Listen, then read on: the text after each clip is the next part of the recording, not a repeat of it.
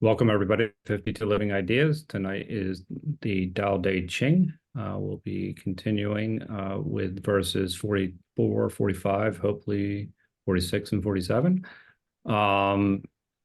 We will start by everybody having an opportunity to read their favorite version. If you go ahead and type exclamation point in the chat or raise your hand in Zoom. And then after we're done reading, we won't have any comments immediately thereafter. We'll go to Jason's translation. He will walk us through the translation. We'll have comments from Aman. After the comments from Aman, we will then open it up for comments at large. And then we ask that you keep your comments to 1 to 2 minutes. And on topic to that particular verse, there'll be opportunities to have discussions afterwards if you wish to elaborate further on a particular verse. So with that, why don't we start with, so why don't we start with Juan, and then we'll go with Peggy, and then we'll go with Peter, and followed by Evanique. Okay, so translation by Professor Most Roberts, stanza 44. Is the name of the man the more precious? Does the man or his goods count for more?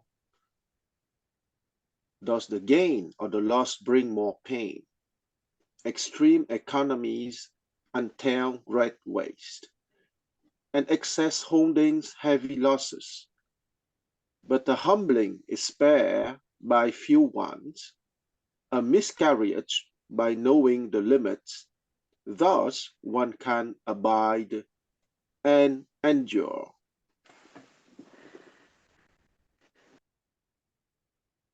Thank you, Juan. Next up is Peggy. Okay, this is Stephen Mitchell. Fame or integrity, which is more important? Money or happiness, which is more valuable? Success or failure, which is more destructive? If you look to others for fulfillment, you will never really be fulfilled. If your happiness depends on money, you will never be happy with yourself. Be content with what you have. Rejoice in the way things are. When you realize there is nothing lacking, the whole world belongs to you. Thank you, Peggy. So next up, we'll go with Ebonique, followed by myself. So at the request of Jason, this is the Tao of Christ, a Christian version. Verse 44. Which is more important, your reputation or your life? Which is more valuable, your life or your money? Choose life and lose things. Choose things and lose life. Which brings more suffering? The one who wants to be famous gives up what is of greater value. The one who loves wealth gives up greater riches. The one who is content with what he has feels no shame or want. The one who knows when to stop is free from the dangers of desire. It lives a long and happy life. Thank you, Ebonique. Peter. For Jia Fu Feng and Jane English. Fame or self, which matters more? Self or wealth, which is more precious? Gain or loss, which is more painful? He who is attached to things will suffer much. He who saves will suffer heavy loss. A contented man is never disappointed. He who knows when to stop does not find himself in trouble. He will stay forever safe. Who did yours? Stephen Mitchell. Actually, PJ, do you want to read yours or? Thank you. I think mine is very similar to others. I may skip that. If I see something different from others, I may share mine. Very good. Yeah, mine will be very similar to the one that Yeah, I guess he dropped off. Okay. sorry. So I'll read has anybody read the J.H. McDonald yet? No. No. Okay. Which is more important, your honor or your life? Which is more valuable, your possessions or your person? Which is more destructive, success or failure? Because of this, great love extracts a great cost, and true wealth requires great loss. Knowing when you have enough avoids dishonor, and knowing when you have to stop will keep you from danger and bring you a long, happy life.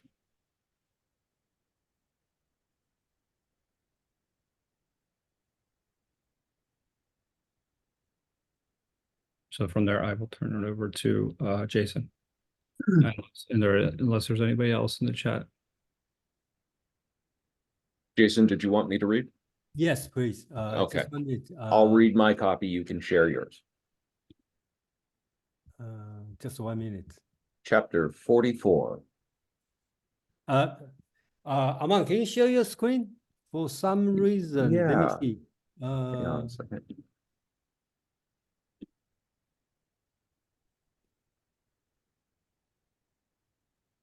Can everyone see that? Yes. Yes. Excellent. Chapter 44, Knowing When to Stop. Reputation or life, which do you hold more dear? Life or wealth, which do you want more? Gaining or losing, which do you worry about? Therefore, extreme cherishing leads to great spending. Excessive hoarding leads to heavy loss. Knowing contentment, one can avoid disgrace. Knowing when to stop, one can avoid danger. Knowing these, one can endure long. Yeah, thank you, Aman. Sorry, for some reason, my screen, I cannot share screen. If you go Yeah, to just can you should be able to highlight though in the Google Doc and it should show up here. No, the reason is I broke my computer, so I get a new computer, and then there's some setup I haven't done yet. So, so just leave the screen for a while before I figure out. So, this one is very short, but I don't want to take too much time to talk this one because I really like this chapter. Few things I like to talk about is. This one start from asking 3 questions, right? Reputation or life, which is more dear, okay? So I think the answer is the latter, right? The life is more dear. Life or wealth, which one Sorry. you want more, right? So apparent is life, right? So here, sun usually translated as a body, but I believe in Taoism, sun, the body means life. So I will translate as life. The third question will be tricky question. Some doing like gaining life, lose money, but if you look at the original text, it doesn't say anything. It just say gaining or losing. Which do you worry? Bing means worry. Which you worry more? So this one is a very tricky question, right? You want gain or you want lose? I think that I would like to tie this one to, I think 48. We talk about the pursuing knowledge is the process of increasing. Pursuing Tao is the process of decreasing. So gaining or losing, which one you want? I think that's a tricky question because you really don't know. But here it's going to answer, right? The answer is extreme cherishing leads to great spending. If excessive holding lead to heavy loss. Okay, so too much on one thing, it will cause the problem on the other side. So I think that's the teaching. So if you read this one, then you will know it's difficult to answer the question, gaining or losing, right? And then the next message is also important. The last line in the Chinese or last 3 lines, knowing contentment, one can avoid disgrace. Knowing when to stop, one can avoid danger. Okay, contentment, I think most of people can understand. You have to know contentment. But I think the important thing I like to put here is knowing when to stop. I think that's very important in the Taoism thinking. You need to stop sometime. Okay. Unlike if you read the Confucius, the Great Learning, you will see it's not Confucius. Confucius' grandson or Zhengzi's disciple is considered important Confucius text. Also talk about stop, but in Confucius' teaching, you stop at the perfect good, in the extremely good. So you can see, compare these two, you will see the difference attitude. In Confucius' point of view, or Confucius school point of view, you stop at the perfect time or extreme good. But in Taoism, you need to know when to stop. Okay, in a way, you should, before you start, you know where you want to stop. That's my understanding on this one. The last line, one can endure long. I put the parentheses here in the beginning because in the Chinese text doesn't say anything. It just says knowing contentment, one can avoid disgrace. Knowing when to stop, one can avoid danger. Then all of a sudden talk about one can endure long. I believe it means you can live longer, but I kind of thinking about not necessarily means live longer. You can be it can be sustainable. So that means you doing business, doing work, doing some work. You want to make sure the job and you as a doer is sustainable. In a way, it's live longer. In a way, it's preserve yourself.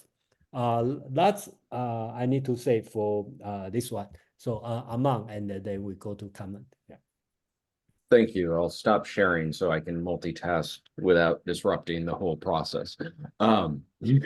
Because I apparently missed the lesson here, which it reminds me of a story that I heard about Joseph Heller, who is the author of the book Catch-22. They turned it into a film. It made millions for, a producer. The story is that he and a bunch of other people were at a dinner party at this producer's house, this man who's made multiple millions off of his intellectual property. And the producer stands up and has to leave the room to take a phone call. And one of the dinner guests says, "Joe, doesn't it piss you off that that guy has made millions on your idea, more than you'll ever make on your book?" And Joseph Heller picked up a glass and he said, "Yeah, but I have something he doesn't have. Enough." I think that is the overall message here. Knowing when to stop, knowing when enough is something that brings a satisfaction that no amount of avarice hoarding could ever fill.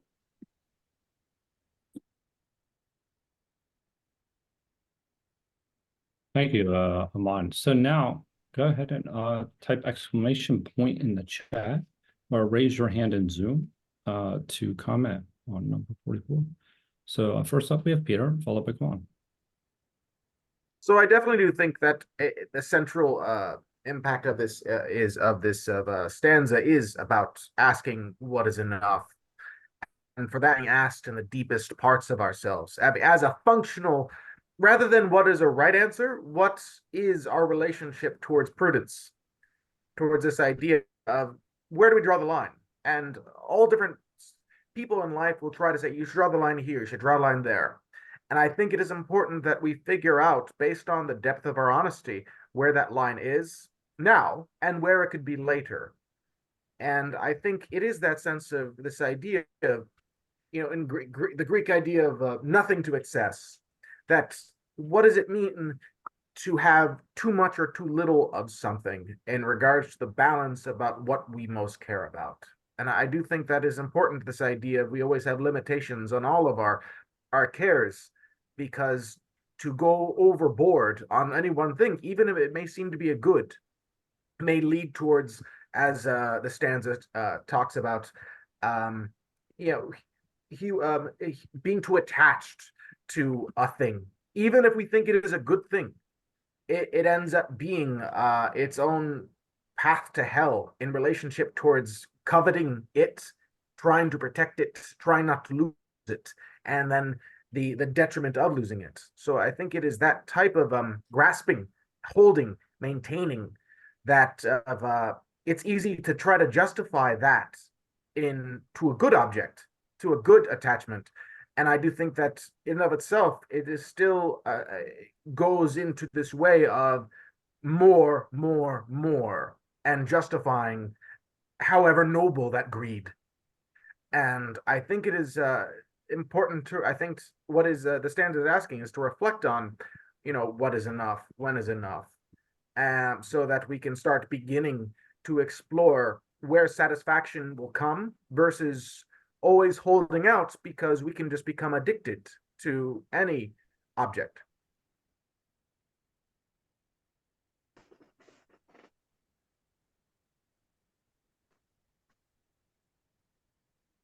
So next up we have Juan. Shrikant, I see you've joined.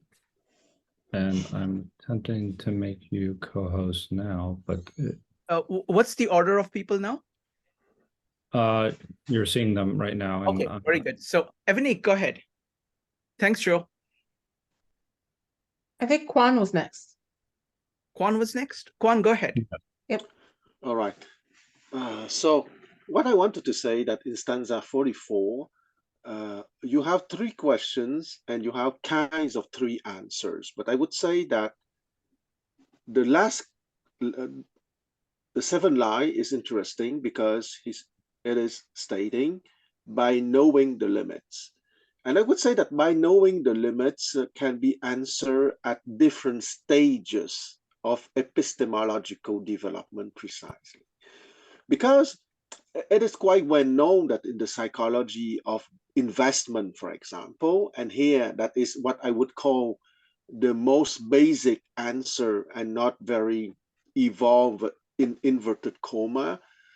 Inside in the psychology of investment, there are people who fear more loss and there are people who love more gains. Okay, so some investor will not take big risks because they cannot endure, they cannot bear the idea of loss. So they wouldn't say that it's enough. I stay there. I will not take the risk of gaining, let's say, 3 millions, but by taking a big risk.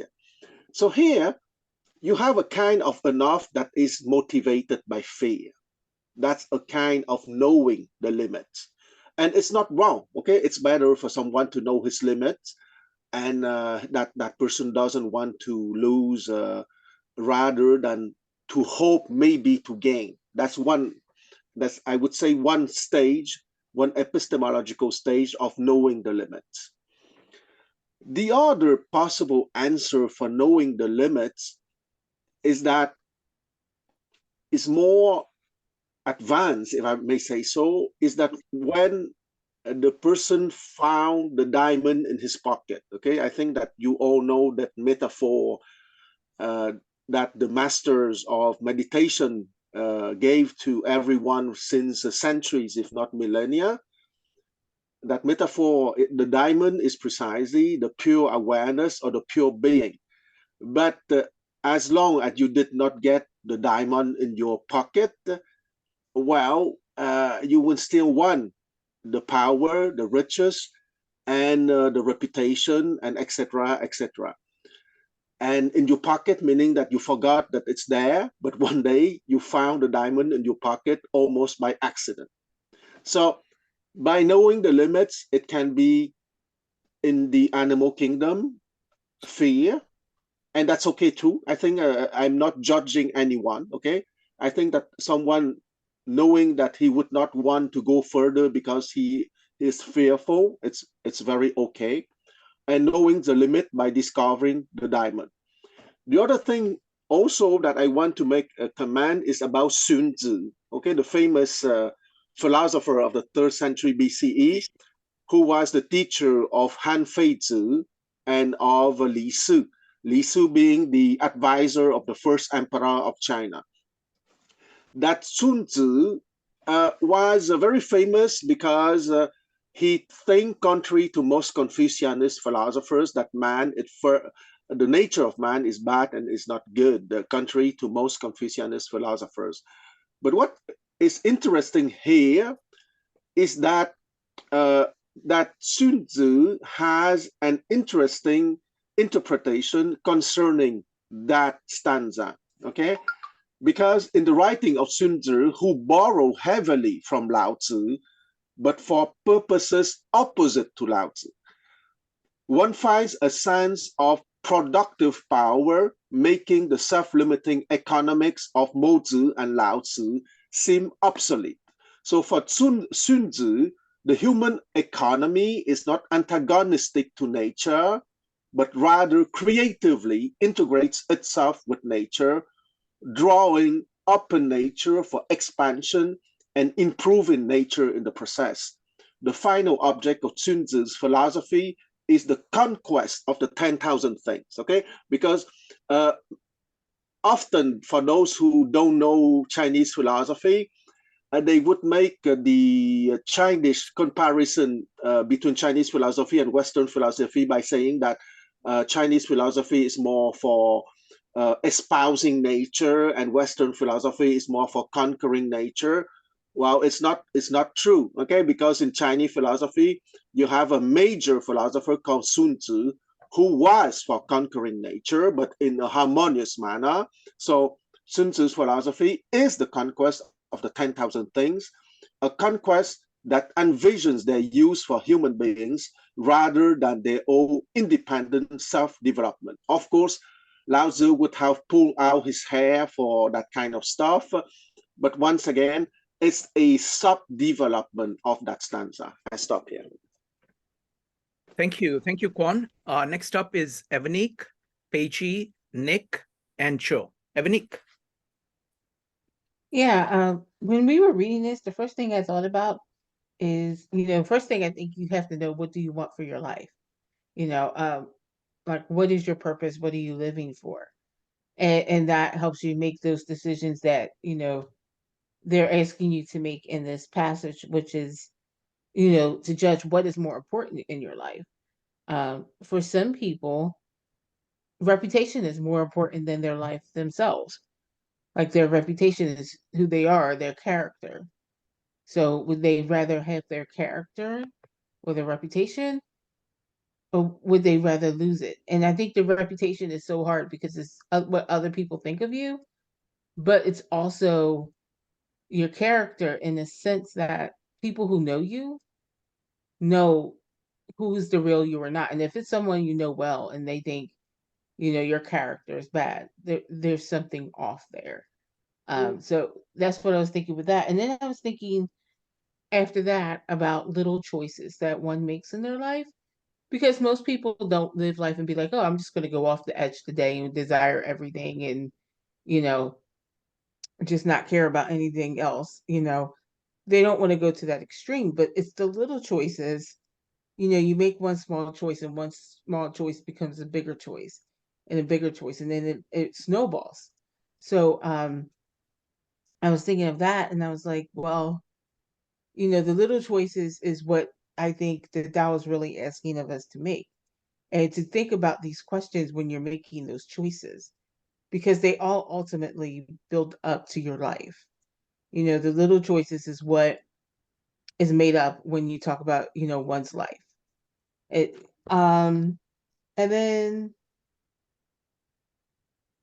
knowing when to stop. I think, somebody had used the one example, and it made me think of Michael Jackson, the singer. The one thing they said that some people would say that kind of drove him mad a little bit, because he was a genius, is that he couldn't top his own self.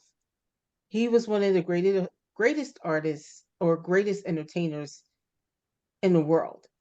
And he was number one. And his number one album was Thriller back in the 80s, I know. But he could never top himself. Every other record, he couldn't make those record sales that he did in Thriller. Now, to be fair, he made great record sales and he topped artists when he came out with records for a long time, but he couldn't top his own self. And ultimately, I think that's a story about when do you stop?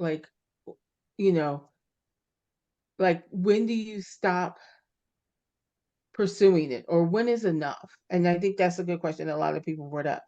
Like, what is enough? When is enough? And I think if you go back to what do you value, if you answer those questions in the Tao, then you know what's enough for you.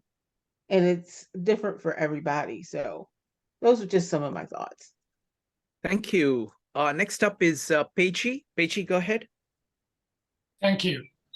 I think this verse, the takeaway message for me is that knowing your limits or when to stop and be content. Now, the knowing your limit or knowing when to stop, this is actually repeated twice in the book. And the first is in 32, and is in relation to the understanding that as a being, there is a start and there is an end. So knowing your limit can be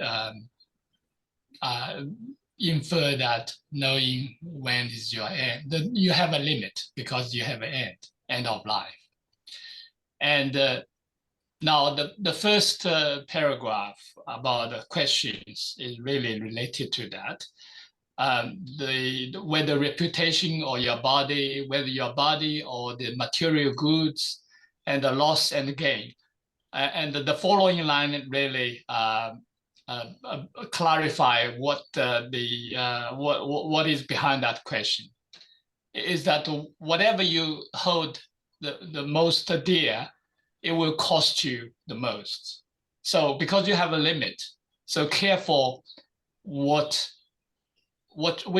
one you choose, whether reputation or whether your body, whether your material goods. Material goods, there are so many, and are you going to accumulate those? And to accumulate those, it will cost you most, and you will basically die with the things. You will lose as much as you collect. I think that's the centerpiece of the verse. Thank you.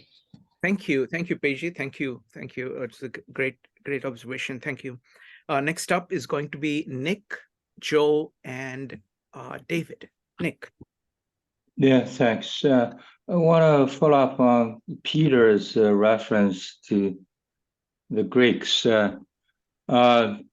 So this passage seems to explore the limit of the edge of one's behavior or pursuit, rather than the idea of golden means somehow. So I'm just curious whether the more knowledgeable members here know that the Tao Te Ching doesn't pay much attention or doesn't focus too much on the idea of middle of the road, the golden mean. Rather, it pursues the conceptualization of the edges of things. Yeah, that's a great question. If Jason or Aman want to address it, or Peichi wants to address it, go ahead. I can very briefly address it. I'll let others speak to it as well. The idea of a golden mean is very Greco-Roman, and it has a bit of a parallel in Buddhism with the middle path. Buddhism, in conversation with Taoism, gives rise to Zen Taoism. And so there's almost a slush where you could find Taoists who would say, yes, the mean is what it means to be in Wu Wei. But really looking at the ancient text and the tradition, the mean was not what was after anyone was after. You were striving to do less. It was an effort of being less effortful at all times. And so there's always a little less you can do. There's always a little less effort. You can hit that cue ball just a little less hard and still get that same break, is the pursuit. And it's a pursuit that you can't achieve. You can just continually pursue it through a life. Peiji, would you like to comment on this? Thank you. My understanding through the book is that the center message is about the Wu Wei. So it not really advocates anything. The book is really is a make observation, but the emphasis is on Wu Wei, which means mindfulness, which means don't engage your intellect, don't make a mental effort, just follow your awareness. So you can forget all about the terminology, about the doctrine, follow your awareness. I think that's what the Wu Wei is about, because the awareness knows everything, will make you aware what you need to know. And naturally, it will make you not extreme. Thank you. Thank you, Peiji. Next up, Jason and Quan commenting on this. Jason, go ahead. Yeah, I think there's a two okay, I think this a two different way to look at this text. Okay, right now I can share my screen. Okay, so let me share my screen. Okay, I assume we can see the screen, right? So, oh, sorry, this chapter, right? Okay, the words he used. Okay, I'm sorry, I have to stick with what's the word show. It says 知止, that means no, 止 means stop. Okay, so here I think I would say this text, this chapter is talking about stop, where to stop or when to stop. Just like everything talk about the Michael Jackson situation, the thrill. Okay, if you look back, you know, oh, I should stop there. But when Michael Jackson is breaking the record in the thrill, he doesn't know whether or not he can make another one. So he doesn't know where to stop. So here's the key. How do you know where to stop? That's always a problem, right? So Confucius, the answer would be much easier, which Michael Jackson followed. Okay, he is going to the perfect good, 止于至善, stop, rest at the perfect good.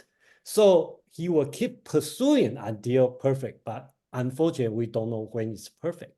So that's the way I look at this one as this one of the wisdom to know when. Of course, you can say that's the limit because you know your own limit capability.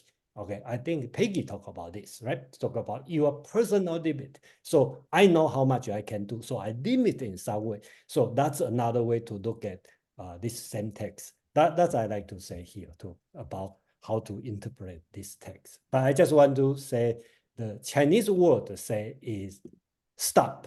Okay, that's it. Thank you. Quan, would you like to comment on this one? Yes. Okay, go ahead.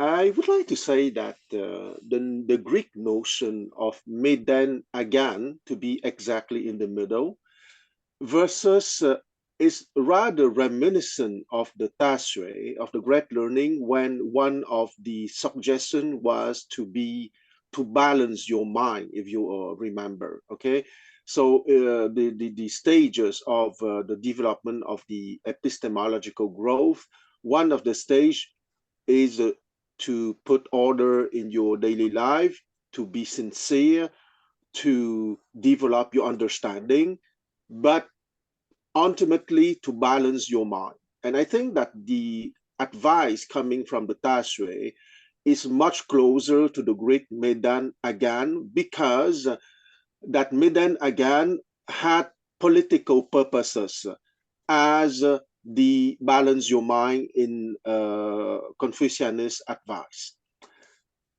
In Lao Tzu, I would risk to say that knowing your limits has a paradoxical understanding, because knowing your limits at the first level is understood naturally at knowing what are your capacity, what is the volume, what is the space within which you are comfortable, okay, to use the expression going beyond your comfort zone, okay. So knowing your limit spontaneously will make us think to our comfort zone and to not go beyond our comfort zone. But I would risk to say that knowing your limits here can be interpreted completely in the other sense, in the sense that know that you have no limits in your pure consciousness, in your true reality.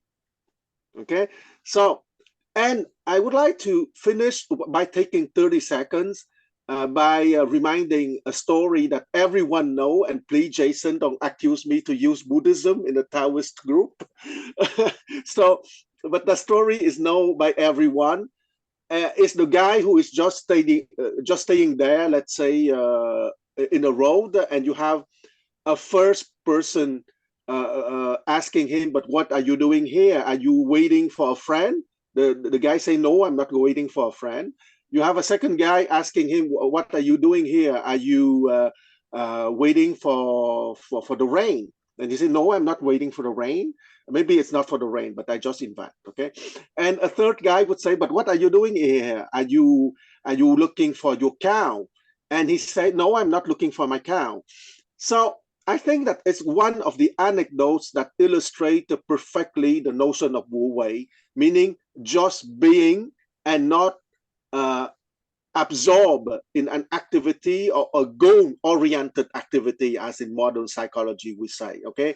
Just being and not absorb in goal-oriented activities. So I stop here. Thank you, Quan. So folks, sometimes if there is a question which I think is the heart of the issue, I will modify the order in order to kind of just focus on that one. So this was the case of that. Sorry about the people who are in line. It's going to be Joe, David, Mark, and Peggy. Joe. Yeah, I mean, for me, I think it's already been said. The idea of Wu Wei is actually clear here from, and I think so far as I know that the word desire, I think, is used in a couple of the translations, and I know that that's not Jason's favorite word, but I think that it represents something much deeper, is this idea of self-mastery.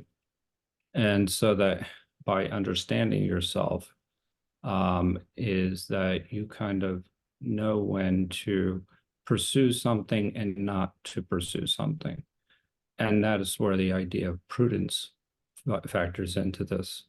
So if you consider the fact that you also, if you know what to pursue and not what to pursue, you also understand what is worth pursuing. So, but what your values are. And that is a very, very deep concept for an individual to actually understand, is that what is most important to you. And many times people will overvalue and pursue things in things that they forget why they're doing it in the first place. So an example would be if somebody is going to work and if they're working for money, but their money is supposedly in order to support their family, the true underlying value is the family, is the relationships that you have. So then a person that is wise, that actually can spot that, would actually know when to pursue and when not to, and how hard to go and how hard not to. So I think that these are the things that, and I think of a way is when the idea of non-action is, when to act and when not to act. And I feel like in this passage, it's pretty clear on almost every of the translations where where we look for fulfillment and attached to things that were suffered, that make us suffer. These are externals that cause us to forget why we're pursuing something in the first place. Thank you, Joe. Next up is David. David, go ahead. Yeah, I think that this is pointing in a sense also one way of seeing dichotomies of these things that are being valued are their external evaluations that are being taken. What's the worth? What are you concerned? What are you valuing? Looking at the outer world, the material world, and looking at other people's opinions. And this is sort of concerned with almost the material existence, whereas the inner and self-evaluative things, the cores, the independence that you have, your spirit, yourself, this is turning inward. And it's a different awareness. And that sorting these out, I think, is a clarity. And maybe these terms, in terms of way, maybe they're getting at that also, that there are external things, and we also have voices in our heads. So these things are worthwhile. So we have to end up sorting out what's actually, we don't only have to come, I mean, PG was saying, just it comes down to merely being aware. But we have to know, being aware, what's really inner and what is also impinging. We have to see those differences. So the awareness does have a certain intelligence that makes it a finer awareness. So we get those epistemic layers that Quan has talked about. So seeing in your awareness the source, the fundamental source of those values. So you, as Joe was saying, you prioritize. You now know these are from me and they're not external values. So I have my body and my spirit like working, they coordinate. I mean, if I haven't eaten for 3 days, that piece of bread is much more important than it would have been. And so it's not gluttonous to actually make that a priority. So I have my priorities before I'm acting. And I don't have to act in excess, which was, I wouldn't have recognized it if I hadn't turned in. So, and this is said in circles that I know through a little parable, which goes like this. About defining enough is actually almost a definition of enough. Who's the rich man? The one who can be satisfied, who can celebrate his portion. That's sounds like this message again. You've got this. Do you savor? I mean, that's wealth. It's the same story as Zaman in a certain way. Thanks. Excellent point. Thank you. Thank you, David. Next up is Mark, followed by Penny. Mark. Thank you, Shrikant. Great to hear everybody. My question is, Jason, going back to the beginning, you mentioned that you thought the answers to the 3 questions, I don't know if you said that they were clear, but you said that you should be picking your life. And I'm going to look at your translation right now. I know it's reputation or life. And I'm looking at a multi 8 Okay, translation. so you can see. Yeah. And I'm wondering whether this question might be more difficult. You mean even the first question is difficult? reputation or life? Yes. And Okay, go ahead.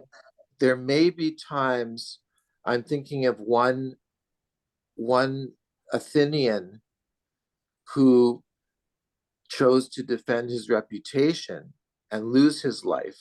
Okay. And there may be others.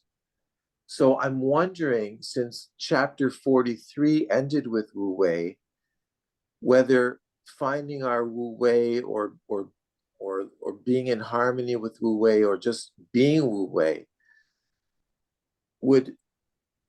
could make this choice difficult. Okay, thank you, Mark. You always ask a challenging question. So let me try to answer, okay, your question. So, or comment, okay. So I will say the answer is obvious for the first question because we are reading Tao Te Ching. If we are reading Confucius Analect, I will agree with you because the name is important, rectification of name. So life is not that important. So Confucius may choose the former instead of later on the first question. Second, life of wealth, which one you want more? I think that's obvious question for capitalist society because money is more important. So, but in Taoism, I will assume the answer is the former because life is more important than the wealth or external good. And then the third question, I think that's a difficult question, gain or lose, which one you worry more? Okay, so that's my response to you. Anyway, thank you, Mark. Yeah. Thank you. Next up is going to be Penny, Paul, and JP. Penny. Okay. I just wanted to say that, and maybe because of this translation from Stephen Mitchell too, when talking about when to stop or something, I mean, he has translated, be content with what you have, rejoice in the way things are. When you realize there is nothing lacking, the whole world belongs to you. And Jia Fu Feng says, a contented man is never disappointed. And so I felt like there was that's kind of a synthesis for me of what it's trying to say is that one has to learn to be content with what one has. And that would kind of be following, I would say, the natural order of things because you've been given an allotment of things in the world. And if you can be content with those and move along with those, you'll be a contented person. So it's not just knowing how much you want, but I thought part of the emphasis was on being content with what you have already. And not trying to say, well, if I got this much, it would be good, or if I got this much, it would be good, but more the inner, looking at it internally and being content with what you have materially, and also then on the side of the inner side, being content with yourself and the life that you have. That's kind of what I thought. Excellent. Thank you. Thank you, Penny. Next up is going to be Paul, followed by JP. Paul. Yeah, I think it's worth bringing in some research that I just wanted to let people know I'm aware of by Laurie Santos at Yale, who is a psychologist who studies the science of happiness. She tries to apply scientific methods to understanding this thing called happiness. And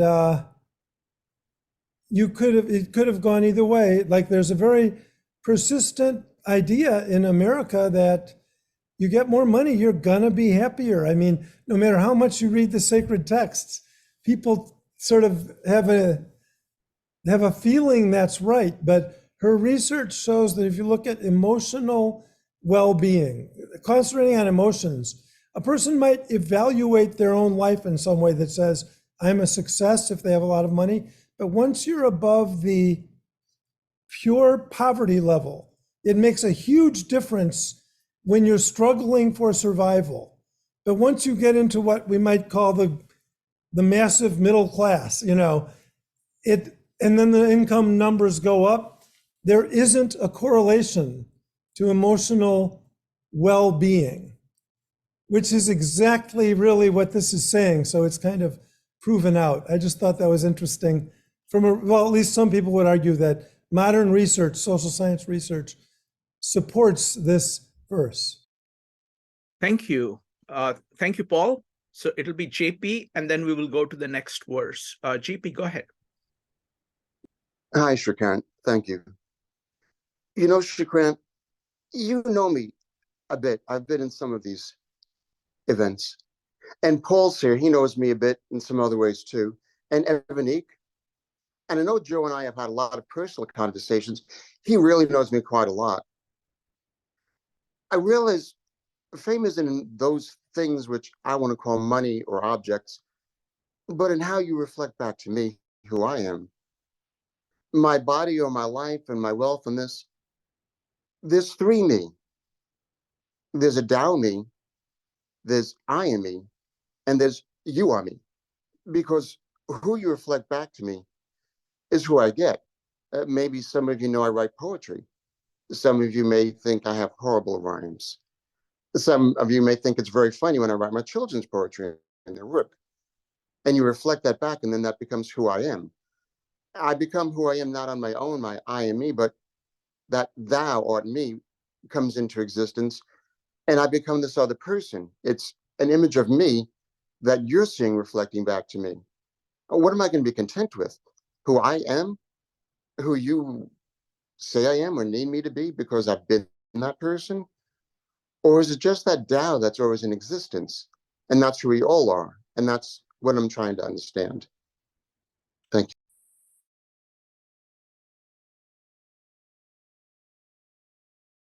Shrikant, you're muted. Yeah. Yeah, before we move on, I thank you everyone for a lot of sharing and your interpretation. And all of a sudden, I realized the first one, all translation talking about reputation or life, which one is dear to you? I start to realize the first word could never means reputation. It could means the position, okay, you are taking. So that means your social position or your life. Which one is more important? Okay, that's just my thought I want to share, which is probably nobody say that. I'm not going to say that's right or wrong. I just want to share everyone. I realize that means, you know. So that's it, because I don't think during that time, reputation is a concept. Okay, that's my point. Thank you. Thank you, Jason. I just want to make one comment on what JP said. I think it's a very profound point of, you know, what is the role of conversation between two human beings in setting identities. Now, again, I don't understand the Tao too well, but I don't, like, for example, the Bible, the New Testament focuses a lot on that conversational part, kind of what goes on between two people.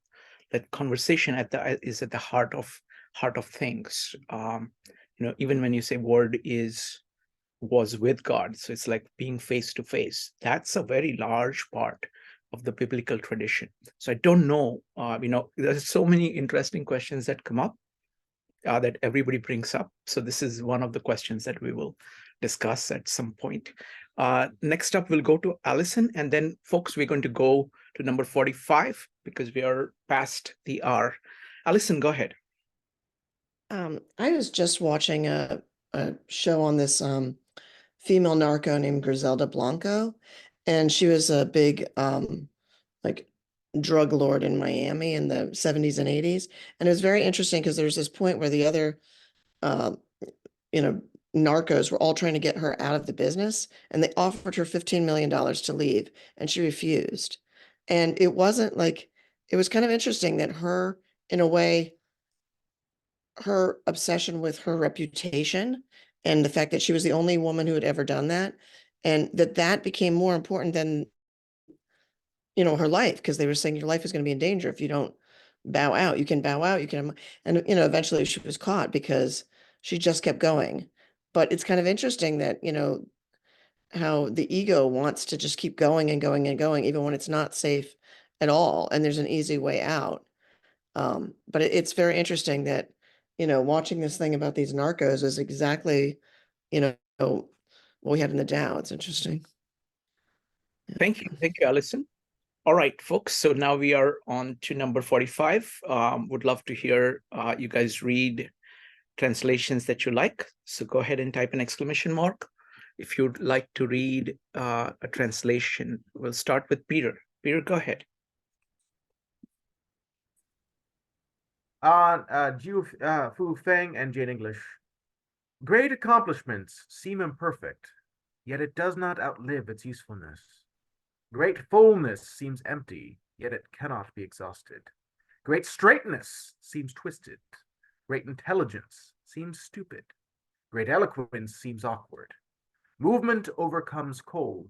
Stillness overcomes heat. Stillness and tranquility set things in order in the universe. Thank you, Peter. Next up is Evanique, Quan, Penny, and Cho. Evanique. So this is from The Tao of Christ by Marshall Davis. Number 45. The perfect appears imperfect. That is its usefulness. Fullness appears empty. That is its value. Straightness seems crooked. Wisdom seems foolish. Truth sounds like gibberish. Movement conquers cold. Stillness conquers heat. Not power, but purity conquers the world. Thank you, Evanique. Next up is Quan. Translation by Professor Mose Roberts, stanza 45. Great successes may seem flawed, but their benefits injure no one. Great abundance may seem spent, but its supply is endless. Great honesty may seem unfair. Great eloquence like reticence. Great artistry like clumsiness. But they stand the trial of use. Keen cold yields to excitation, and heat of passions to repose. On reflection and repose rely, to rightly roam the world below the sky. Thank you. Thank you, Quan. Next up is Penny, followed by Cho. Penny. Penny, you need to unmute. Sorry now. J.H. MacDonald. The greatest accomplishments seem imperfect, yet their usefulness is not diminished. The greatest fullness seems empty, yet it will be inexhaustible. The greatest straightness seems crooked. The most valued skill seems like clumsiness. The greatest speech seems full of stammers. Movement overcomes the cold, and stillness overcomes the heat. That which is pure and still is the universal ideal. Thank you, Penny. Next up is Joe. Joe, go ahead. I'm trying to decide which one to read. I think I'm going to read the Ron Hogan because it was so close to actually Penny's translation that it's actually interesting to hear. The greatest achievements may look like mistakes, but you will always be able to build upon them. The fullest reserves may seem empty, but you will always be able to draw upon them. The straightest line looks crooked. The most skilled people come off as clumsy. The most eloquent people are usually silent. When it's cold, you can move around to stay warm. When it's hot, you should keep still and stay cool. But whatever the weather, if you stay calm, the world will sort itself out around you. Thank you, Joe. All right, Jason. Do you need me to show the screen again? Wait a minute. My mistake. Peji, would you like to read yours? Okay, thanks for asking. I have put my my verse there. It's similar to what Peter has shared, and I just want to emphasize the first part. The original text, Da, great. It really means the Tao. Go ahead, Peji. If you could just okay. That which is most completed appears lacking, yet its usefulness remains unimpaired. That which is the fullest appears empty, yet its function is inexhaustible. That which is most straight appears bent. That which is most skillful appears clumsy. That which is most eloquent appears speechless. Movement overcomes cold. Stillness overcomes heat.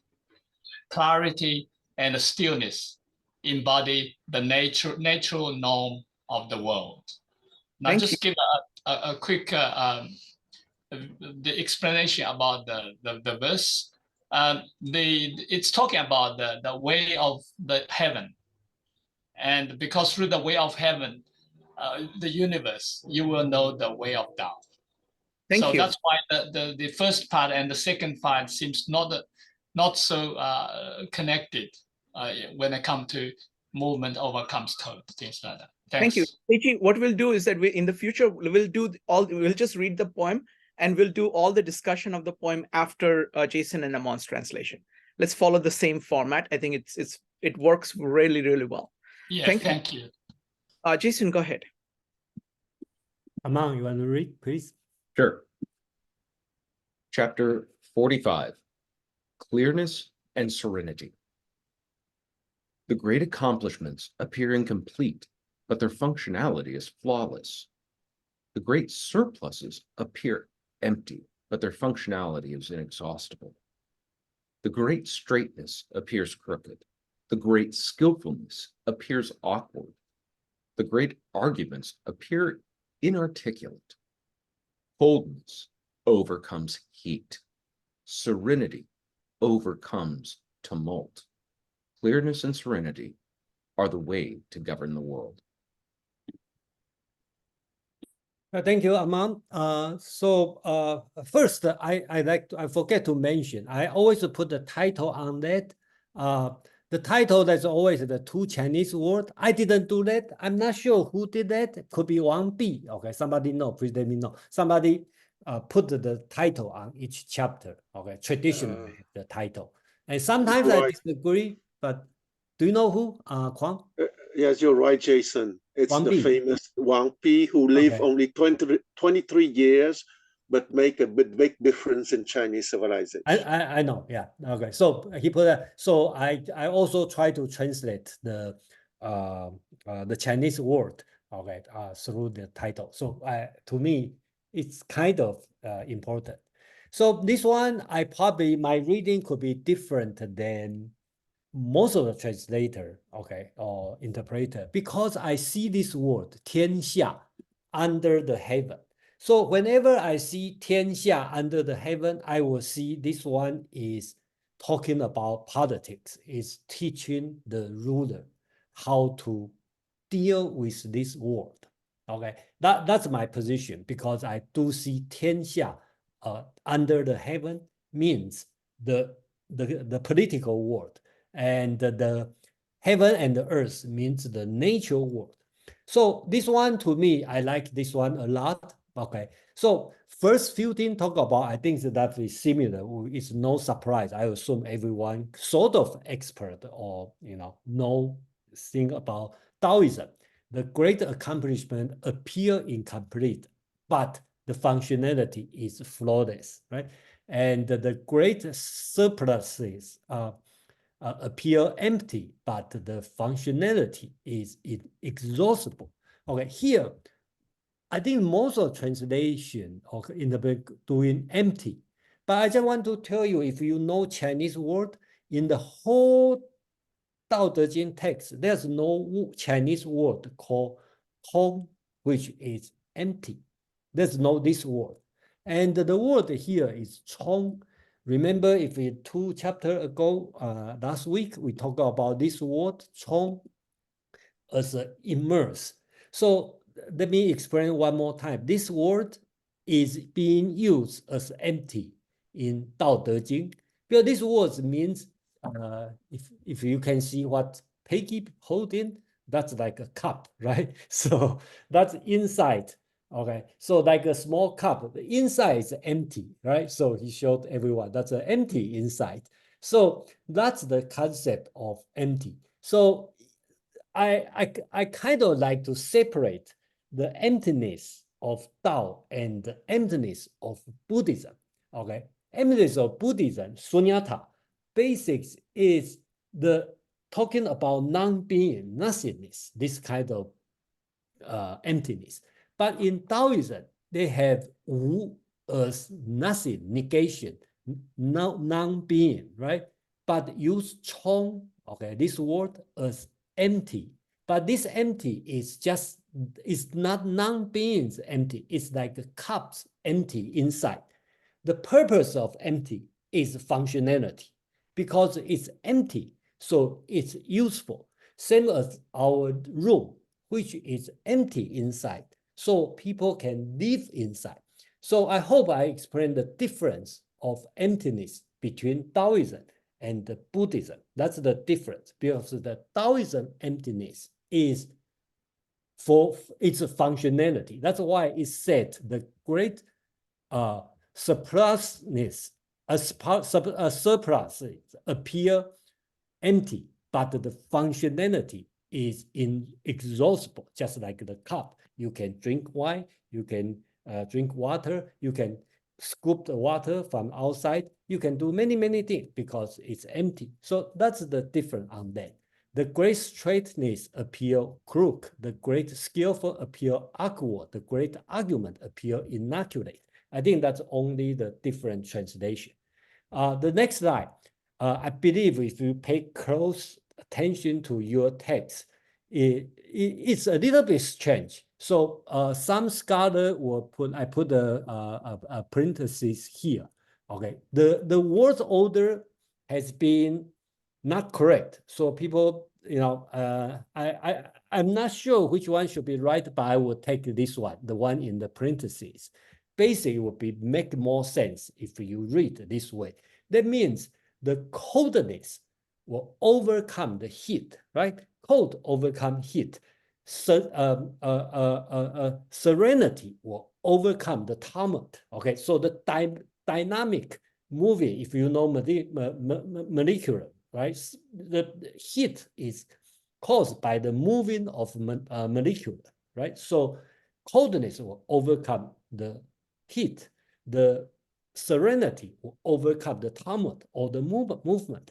So the message is very political, right? Here it's talking about everything doesn't look like you expected, okay? It's straight, it may look like crook.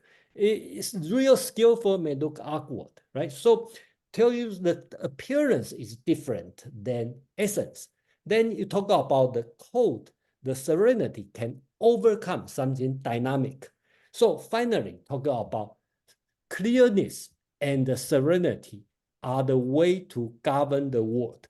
The way I interpret here is since 天下 means under the world, which is political world, and the 正, okay?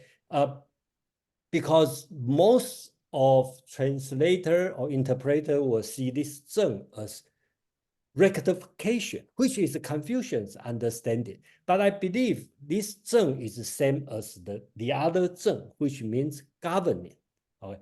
I checked most of the part. I believe this 正, this word, is not justice, not rectification, because I would say Taoism is immoral. Okay, so justice, righteousness may not be the right thing for here. So I think that it's talking about you can govern the world, by which means by serenity, calmness, clearness, you can do this one. In a way, this message is talking about Wu Wei, okay? Unlike the 44, I don't see 44 talking about Wu Wei. 44 is talking about personal practice.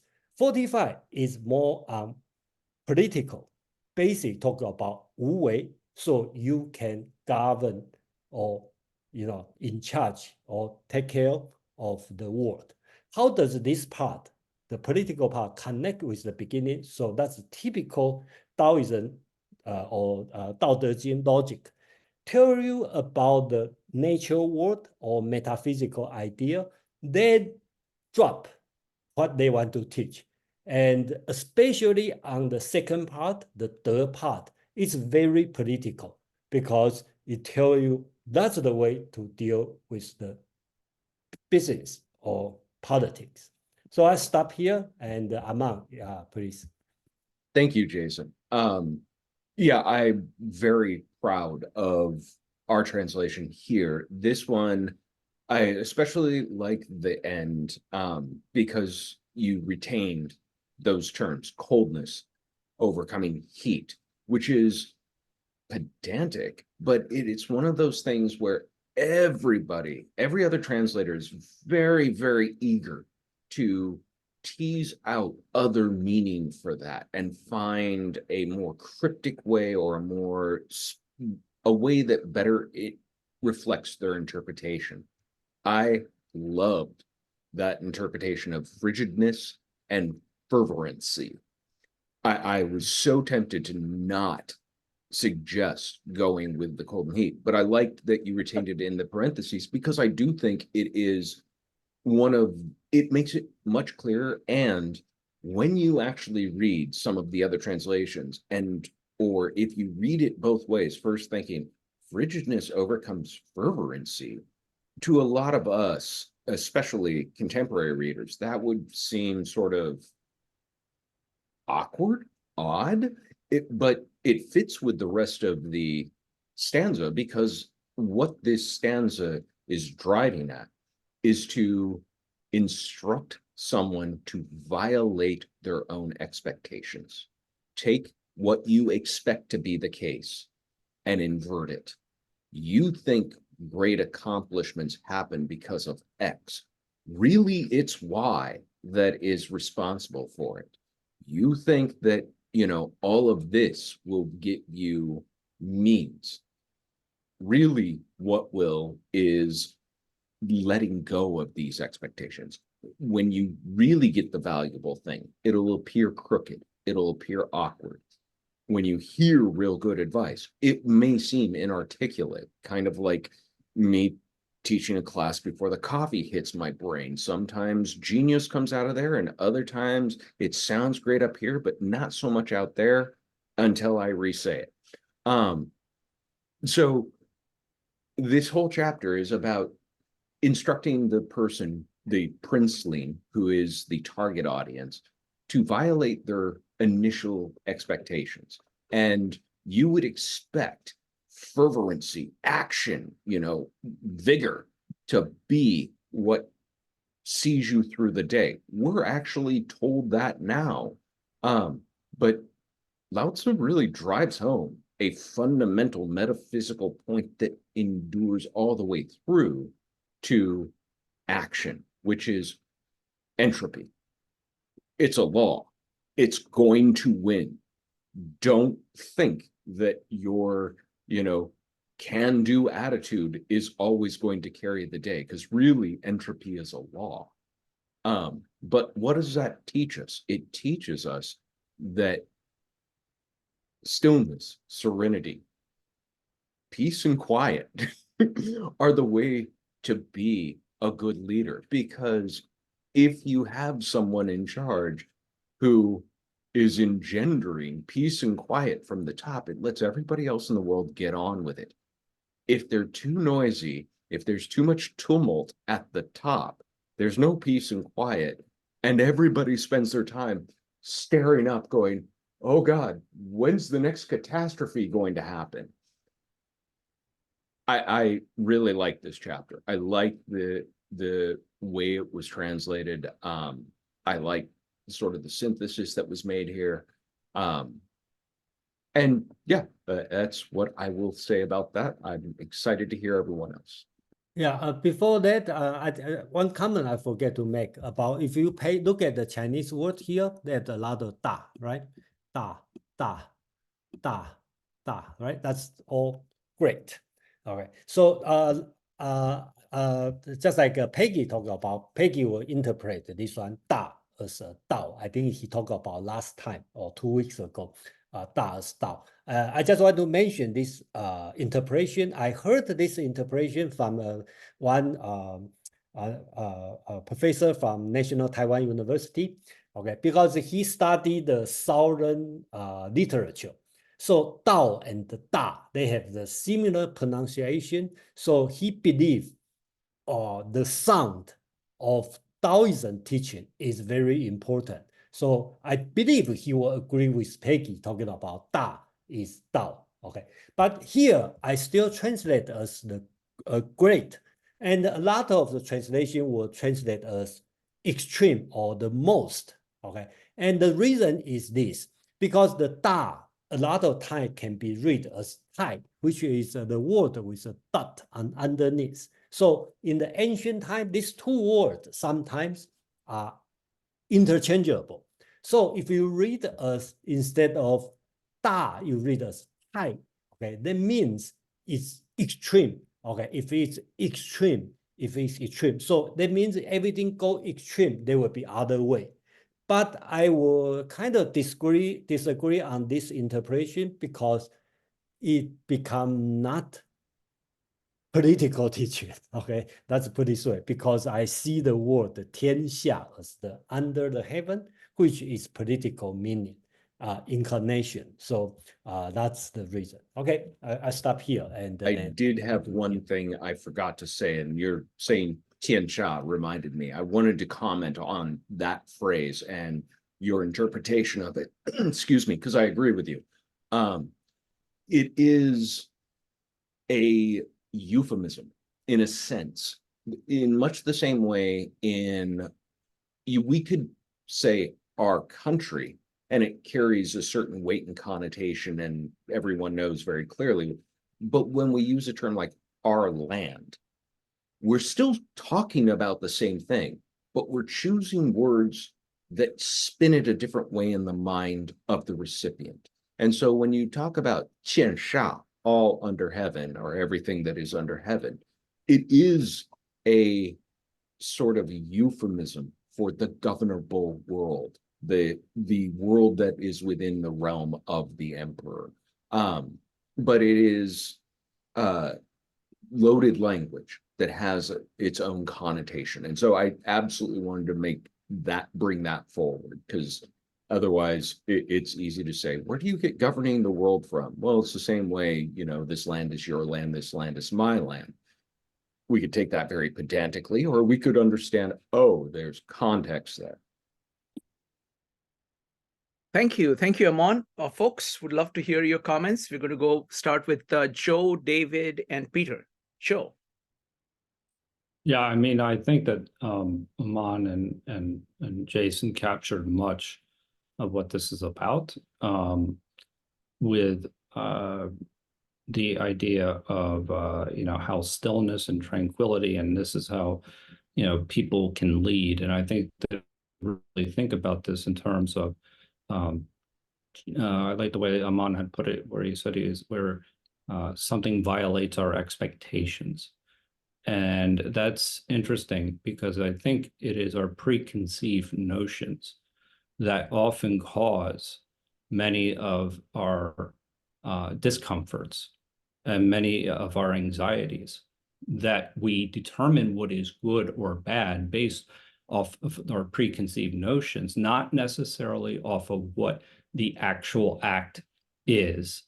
And that's a really important point, because this is where we often get into disagreements. So if I'm to say in one case that, wow, that was very brave, and another person were to say, wow, that was very foolish. Well, if you're judging based off your preconceived notions instead of judging the act itself, then you are determining what is good or what is bad. And this is where you can kind of see in the Tao what it's saying, the straight and crookedness, these when your perception changes of what is actually good and what is bad, just judge it for what it is. And that stillness, that not bringing your baggage into a particular conversation or into a particular relationship even, then I think that in those instances, then I think that things become much more clear, and that stillness allows you to interact with people in a much more just way, if I will, go so far as to say. But I think that it is important, as as Mon was also saying, this stands up, is the only way we can actually, then challenge our preconceived notions is by examining them based on the act itself that we're actually judging, not necessarily using our preconceived notions, not using our experiences. So I think that that's a very important distinction to be able to make. Examine the act for what it is. So anyway. Thank you, Joe. And that's held up in as well. Thank you, Joe. Next up is David. David, go ahead. Yeah, I like the way Joe said that. And taking on Iman's point, expectations were often violated. We would tend to expect to have to use power to accomplish our aims. And this is saying, take the path. That's the minimal. Act by don't acting. So, acting is not acting. So this is ringing like it belongs in here. But I bringing up this issue that kind of went back and forth between Jason and Iman. Is governing the world, which is literally here. Doesn't this apply to both in this kind of reading, to the sovereign and the individual ruling their own world, even if I'm not the emperor? Doesn't this lesson, isn't it equally applicable? Isn't it being taught to, both classes of listeners? That's my question. Go ahead, Jason.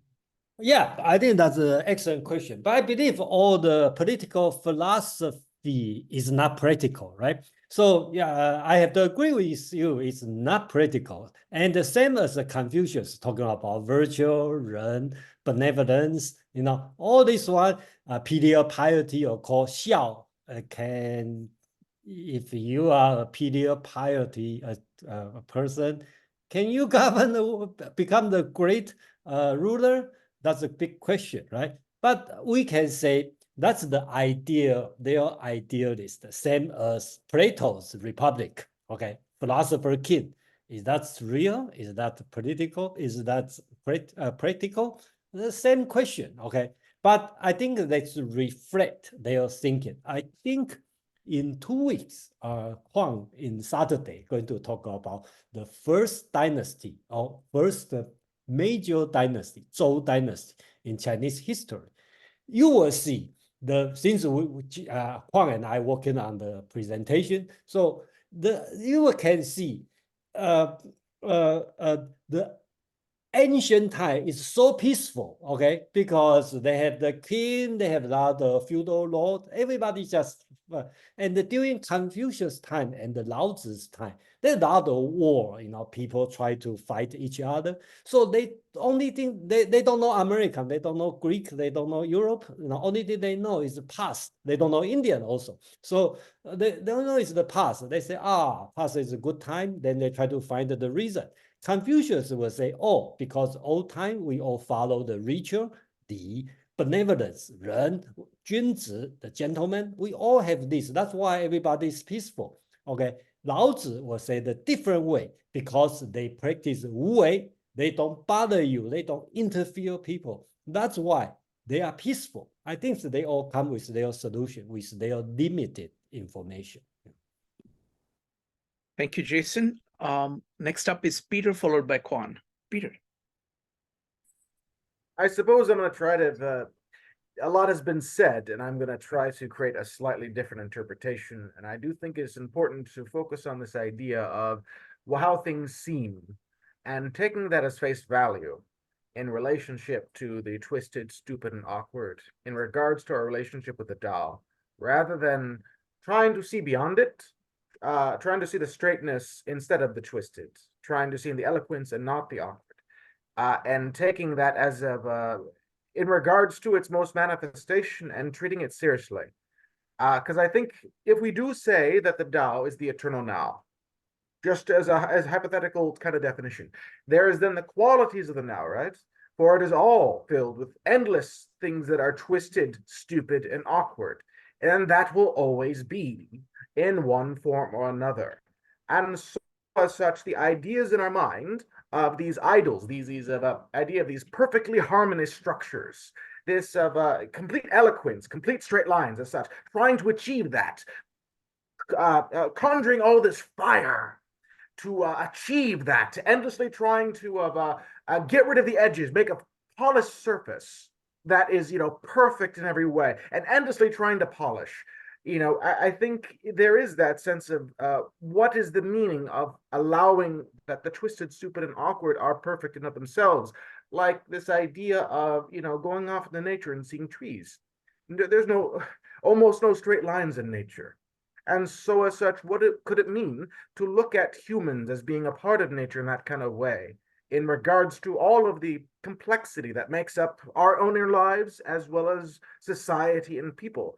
And I suppose the metaphor that I wish to jump for now is this idea of the painting, that the painting is a mess of colors and shapes. And what if every single moment is its own painting being painted, compulsively, intelligently, however? And I feel that it is this idea of worshiping stillness is a form of trying to get rid of the paint on the canvas. We need to continue get rid of the paint because the blank canvas is perfect, right? Let's just continue trying to stop painting so that stops happening. And I feel it's this idea of, yes, the blank canvas is behind every painting, but can you see how the blank canvas supports every single painting in its own unique way? Must the paint be demonized? Is the question that I really wish to, if I may, challenge all of you in relationship to your relationship with the Tao. Hey, Peter, great observation and great question. And if anybody wants to address it at any point of time, you're welcome to do that. And it's very, very deep. So I thank you, Peter. Next up is going to be Quan. Go ahead. This stanza is very interesting for me on a personal level because of the title, okay? Clearness and serenity, the two Chinese words being Qing, Jing. And I would say that the Ta or the Tai, because Ta means great and Tai means supreme, right? So there's a kind of complementarity between the two. There's a nuance. But I would say that the great or the supreme, I agree that it is an indication for infinite awareness. And when I say why it has a lot to do on a personal level, is when I was educated in the classical Chinese environment, what was focused on a practical manner was that before you act, you have to be aware of your inferior emotions, okay? And what would wash you from those inferior emotions is precisely to be connected to the Ta, to the timelessness, to the pure awareness. Because you cannot act if you are not on that pure awareness. And precisely when I think that it is deeply political, because once again, it was a teaching that was directed to the nobility at the time, because the central understanding of all the teaching, either by Confucius or by Lao Tzu, even if it's expressed differently, all the classical Chinese teaching, I would say, is the question of personal sovereignty. Of course, we are speaking here of kings, of emperors, of sovereign, but the deep layer of that teaching is that you cannot be a political sovereign if you're not the sovereign of yourself first. So everything here is how you can manage your epistemological development or your epistemological growth in order that you can have a vision from above. And since you have a vision from above, you are sovereign of yourself, and then you would be capable to be a sovereign of XYZ political entities, because precisely you are rooted in that Ta or that Tai, that great or that supreme. And because you are rooted there, you will have a broad vision, not only for yourself, but for everyone who will be in contact with you. So, and Wang Pi precisely had a short comment on the stanza, which goes in that direction. Through reflection and repose, so reflection or clarity, because the first word Qing means clarity or purity. So you imagine the surface of a lake that is clear, that is not muddy. Once again, that is a metaphor that is used a trillion times by the masters of meditation. And when the surface of that lake is not muddy and is not moving, is in repose precisely, the wise man attained to greatness because he has a great vision. And that was the command of Wang Pi that goes absolutely in the direction of that personal sovereignty.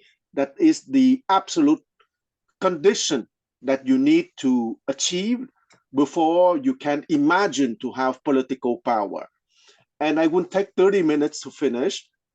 I would say that shunyata, the Sanskrit word for emptiness, that probably can be translated by formless.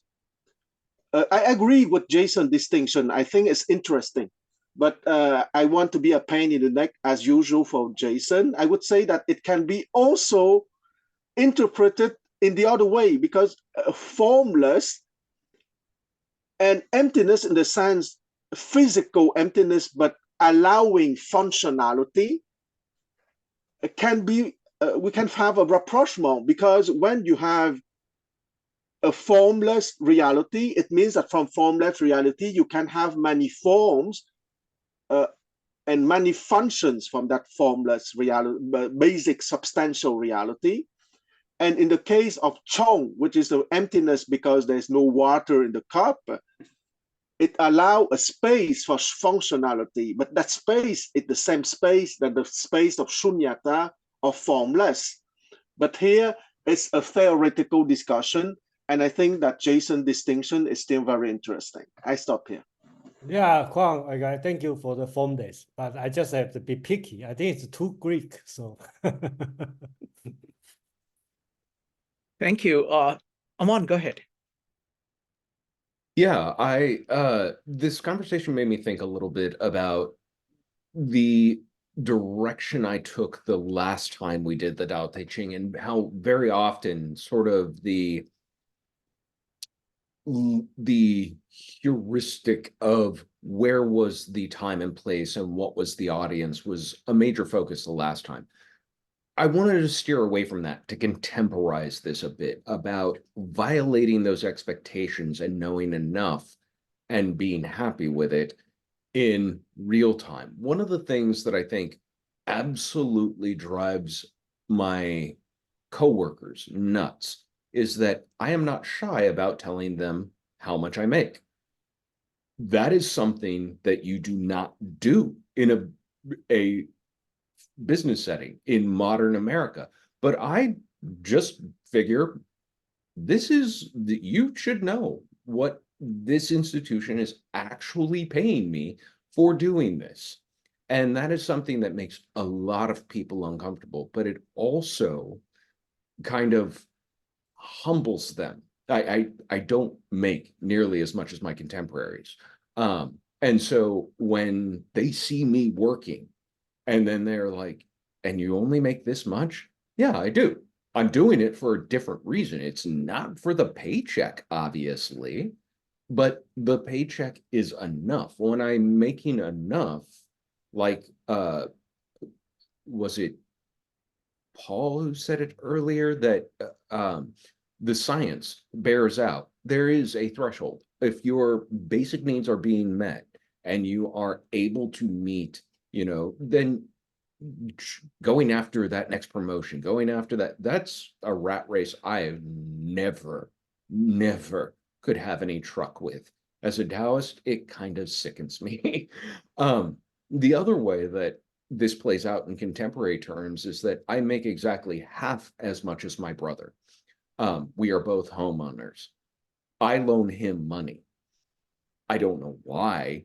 I would think he should have the money to pay for his own, home owning catastrophes. But when fit hits Shan, he knows he can call me and I will cough up because I'm not buying new clothes. I get my new clothes at Christmas when people give them to me. I don't need a great many things for my happiness. And therefore I can save, and therefore he knows I've got a nest egg that he can tap when he needs to.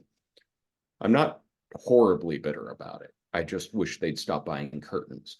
But these are how these lessons, and this was asked, is this just about rulership or can this be applied in your own life? This can be applied in everyone's life. You can rule all under heaven by not seeking to rule it, by not trying to control it, by not trying to be the orchestrator of it, by understanding the good and the bad, the tragedy and the highlights, and not succumbing to the marketing ploys of Evanique and the rest of the platforms that tell me for just $2.99 a month, you're going to get no ads. I hate you for giving me ads in the first place, but I can mute you. I can't fast forward you, but I don't have to listen to you. This is how you take enough way and apply it into your life. And so it's not necessarily about a means. It really is about sort of shaving away the excesses that you don't need, that you really don't need, to become very happy with what you have. Thank you, Amon. So I'm going to comment very briefly on what Peter said, and then would love to hear what Peiji has to say about this verse, and then we'll go to Joe. So Peter, I really like what you said. I mean, it's in a very deep way. There is it's like Tao is like yes and. So I like the idea that Jason said, replacing great with Tao. So I'm just going to use my favorite translation, and I'm just going to insert Tao and then just kind of address what you said. So Tao, which is perfectly whole, seems flawed, but you can use it forever. Tao, that's perfectly full, seems empty, but you can't use it up. Tao, the true straightness, looks crooked. Tao, the great skill, looks clumsy. Tao, the great eloquence, seems to stammer. So the deep thing here is that this is very much kind of the marriage of the universal and particular. So it's like there is the source and there is its manifestations. And it's one thing. Now you can look at one little part of it and say, oh, that is just stammering. Oh, that's not looking good. But that is part of this entire thing that is going on. So it is a very much of a this deep connection between the universal and particular. Kind of, it's almost like, in the New Testament, the idea is of theosis, of saying the particularization of the universal, something like that. So at some point, even the littlest of things is part of the Tao, and you can't. So the Tao is there in the littlest thing. The Tao is there everywhere. So it's that integration, and because it is integrated, it's everything. From different perspectives, it looks kind of straight and crooked at the same time. So that's what I would say. All right, Peachy, what did you think? I know you had raised your hand before, and I interrupted you when you're present, because we'll do the same structure. Would love to hear your thoughts.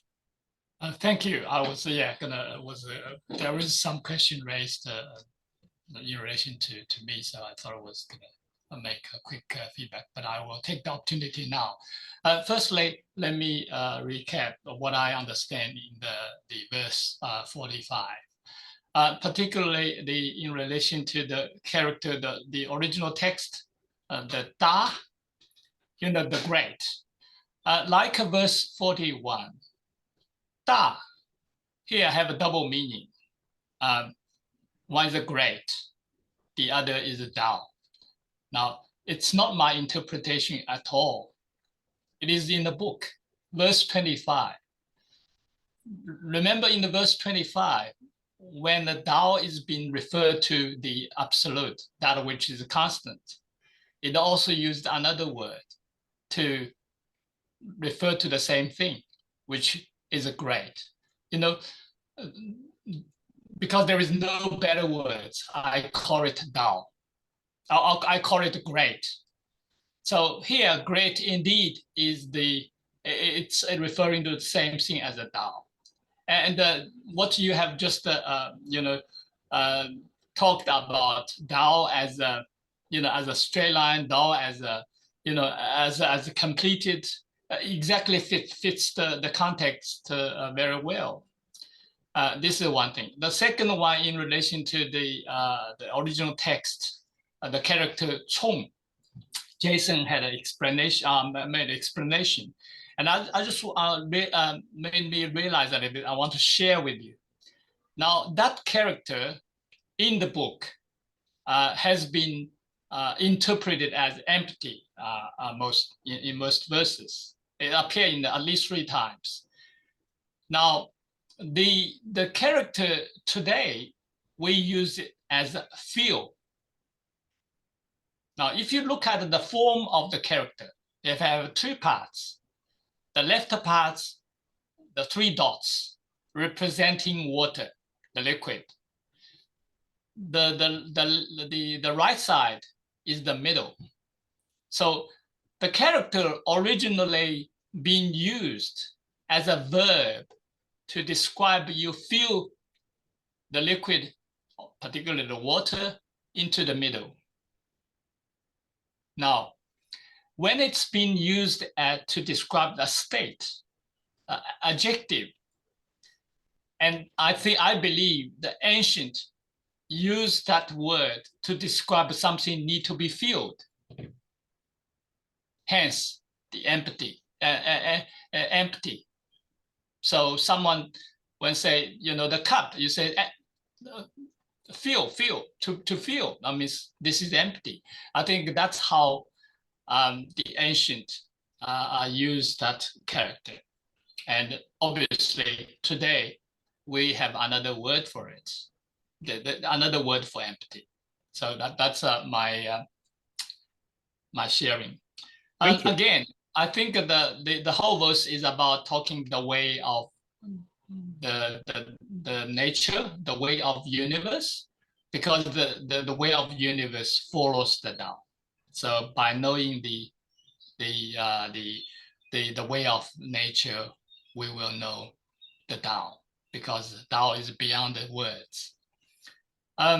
Yeah, I'm aware of Jason used alternative original text for instead of the movement overcome code and and the stillness overcome the heat. He used another one. I do, yeah, I'm aware of that. There is, but I won't have, I don't have any further comments on this. Thank you. And that's it from me. Thanks. Thank you. Joe next. Joe. Yeah, coming back to Peter's questions about whether or not, we apply this both, and we talked about how we have our preconceived notions, or I spoke about it earlier, about what is good and what is bad externally, but as well as you kind of apply that both internally as well. And if you apply that internally, then what does that look like? And it is an element of acceptance that you have for who you are. That is, there's a tranquility that does come along with that. So you stop judging yourself for everything you do and start accepting yourself for every action.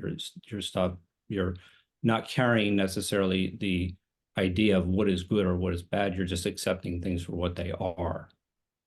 And then from there is a degree of stillness that you have, and that allows you to it's an element of freedom, let's just say. And it also speaks very much very closely to 45 as well, in the sense that, or 44, I'm sorry, as to not being worried about external things like fame or people's opinions or things along those lines, because that's often what informs what we think to be good or bad. And actually, in reality, that it's it's not necessarily, it's not the Tao. So it's not they're only words that individuals can actually use to determine what is then good or bad, what they can put them in our minds. But anyway, they can cause us this great discomfort. This is why words do matter, even not words externally, but also internally. Thank you, Joe. All right, so we're coming up to the 10 o'clock mark. So Amon and Jason, if you have any comments, please go ahead and make them, and then we'll go to Pei Chi. Go ahead. I just wanted to say, I was actually about to put it in the chat, but somebody asked, referring to the Tao as a blank canvas, I was about to warn them, careful, you're dangerously close to trying to define the Tao, which is just not doable. That's what we learned right in verse 1 of the Tao Te Ching. But since we're doing the Tao Te Ching, that lesson may have lagged. Yeah, talking about the Tao is a wonderful exercise. Just don't ever dilute yourself into thinking, now I've conceptualized it. No, you haven't. You got close. The special effects budget of Industrial Light and Magic helps, but still, you don't have it. It's bigger than that. It's more than that. The other thing I like to say is I love the discourse, because the more opinions, the more we all get to actually learn. The more actual aha light bulb moments everybody gets to have, and that's great. Every one of those is valuable. Please, nobody ever feel like you should be hesitant to speak up. Your opinion matters to the group as much as anyone else's. I appreciate everybody doing this without me last week. I'm grateful to be back, and hopefully I won't be missing you, Amon. We missed you. There was some tragedy in my neck of the woods, but that's all right. That's all right. It's just it's like you add so much to the discussion. I really appreciate that. It's part of the landscape, part of what to expect if you're an educator. Yes. Anyway, I'm grateful for you all, and I will see you next week. So Mamanzo, everyone have it. Oh, and Xinyin Kuala, everybody, Year of the Dragon. Go enjoy it. Thank you. Next up is Jason, and then we will start the conversation with Pei Chi.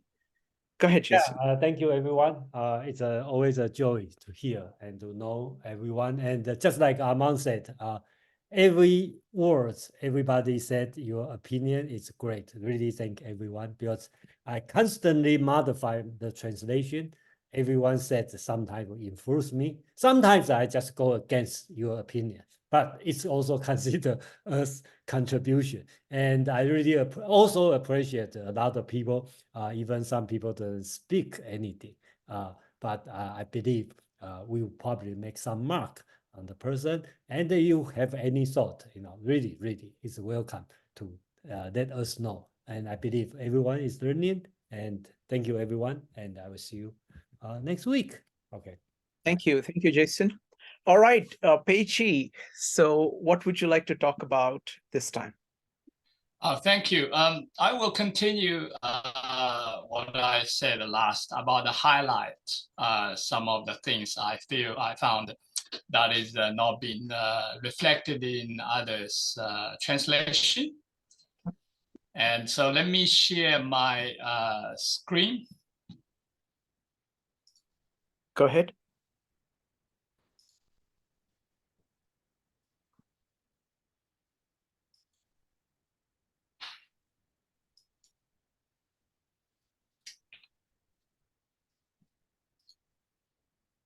We are now seeing the Zoom window.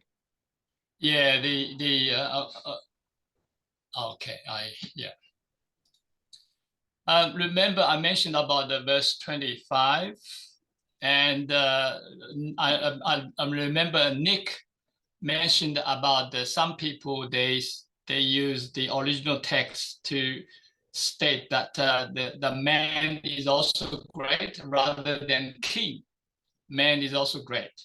Now, at the time I explained that I stick to the original version rather than alter the version by contemporary, by current generation, because I haven't seen actual evidence any version has been unearthed to reflect that. Although there is a speculation about, it seems to be more fitting to have a man rather than a king. And actually, I thought about it afterwards. I realized the man is a great will be, if we choose a man here rather than king, substitute the king with a man, the character man, like the modern, contemporary scholar believed, that will be inconsistent to the book's teaching. Man is not great. Man is not above other species. Unlike the Christianity or the Buddhist teaching that a man is above animal, it did not reflect in this book. I can quote a few places. Firstly, in verse 5, remember, heaven and earth treats everything as a straw dog. Man is not above anything. In verse 56, it mentioned, right, everything is really as one with the dust. Everything is really like a dust. Man is not above other animals or other species. But why king is great? It reflects its capacity, the effect it can have on the universe. Because the leader, they will affect the collective actions. And that's why the author is emphasized Wu Wei. It's very much the advice to the king, to the leader. It's not for individual, because the very reason individual have different faculty, they have different intellect, reflect that we have different role to play. But ultimately, we also have that awareness. Now, I'll quickly answer the question David mentioned about, mentioned about just leave to your awareness. And that's my understanding about Wu Wei. And David's question was how you still need something to know what is the awareness. Now, in response to this, I will say, you are the awareness. It's not for you to know, because you are the awareness. I remember there is a Zen story about a student asked his master, how do I know the way? How do I know that awareness? The master say, it's not for knowing. It's not for not knowing. To know it is illusory. To not knowing, you are lack of remembrance. What the implication is that you don't need to know. You don't have no way to know, because you are that awareness. That's in essence. In essence, you know what you are, like I mentioned before. What is that which hears? It's your consciousness, and that's exactly the awareness can understand what I'm talking about. You are really that awareness. It's just you don't know. That's why there are so many verses in this book. And if you understand that, you can have a more connection to the words, like a verse 51, when it's talking about, Tao creates a being, and then it is the nurture beings and poison them and grow them, and all those things are really, if you are link that to awareness, you understand, because it's the awareness make us aware everything, our existence. It will alert us when we feel hungry, when we feel pain, when there is a danger, and all those things. Like I shared last time about a pet. I don't know if I mentioned here about my pet. He's been with us for 10 years, and he never had witnessed any fire or anything. And one day, my wife overcooked something, and he smelled something. He immediately alarmed and want to get out and want to alert us. Now, I call that is awareness. You may call it instinct, right? She never had experience, and then she know it's a danger. So that's awareness. And there are lots of things we can think about. So when we don't engage our mind, then awareness is with us. You don't need to search. If you search for it, you will not grasp it. You will already deviated from the awareness. So that's my question to David. Understanding the Wu Wei is awareness about being aware is important, because in the book there are many you use the word knowing many times, right? The knowing, the Chinese character, the knows or knowing, the Chinese character, the zi. Now this character is this knowing is actually implied being aware. It's not something knowing acquired through intellect. This knowing is ultimately knowing, is be aware. By understand that, you will we can understand these two lines better, because this is a punchline. It's kind of philosophical and also seemingly defy the logic. One who knows does not talk, and the one who talks does not know. Now, if you understand know here is aware, being aware, then it is logic. You can even understand this literally. Let me explain. One who knows does not talk, because when one is being aware, you do not talk. When you talk, you are engaged your mind, you engage your intellect, because the language is man-made up, right? And to use the language, you have to tap your intellect to construct the language and express it. And when you are conscious mind in the intellect, you have no way to be in the aware. And that's why all the mindfulness is about, Wu Wei is about. And do you ever notice your conscious mind can only focus on one thing at a time? When you see something, at the same time, you will have nothing. You will hear nothing. When you thinking something, at that point of time, you will see nothing and hear nothing. So read this line again. It literally also logical. When you are talking, you cannot be aware at that moment.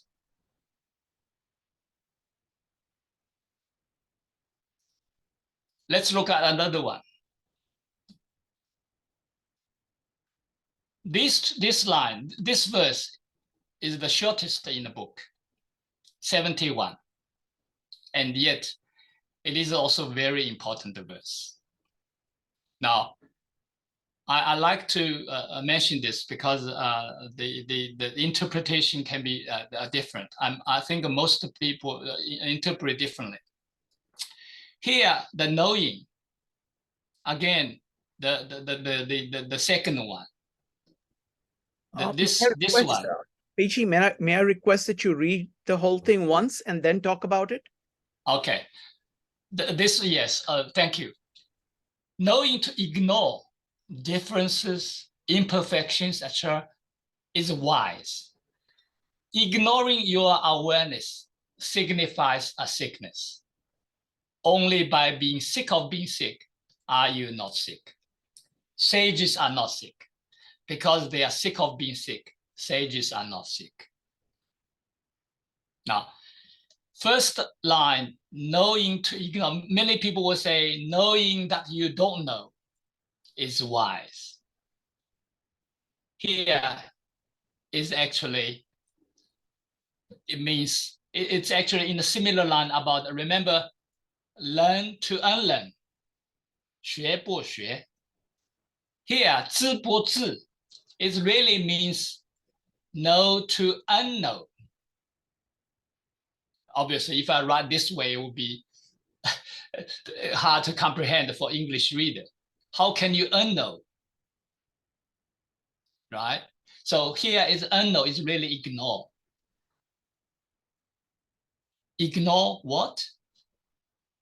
The text doesn't say. But if you look at the whole book, you realize it's really talking about the difference. Remember, there are verse, the last verse, 81, mentioned about the one that is good, do not differentiate. Although people would translate differently.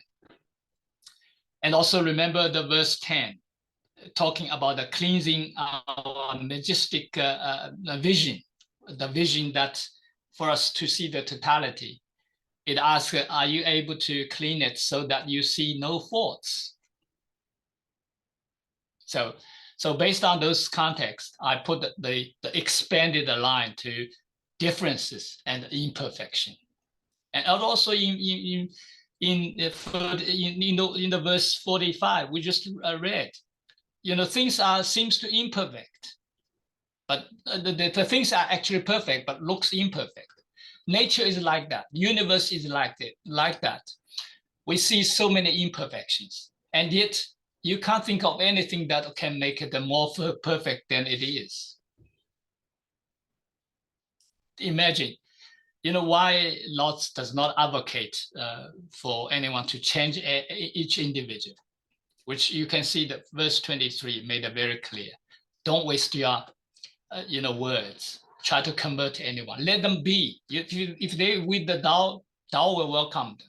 If they with the will welcome. If they want to be with the loss and the abandonment will welcome them.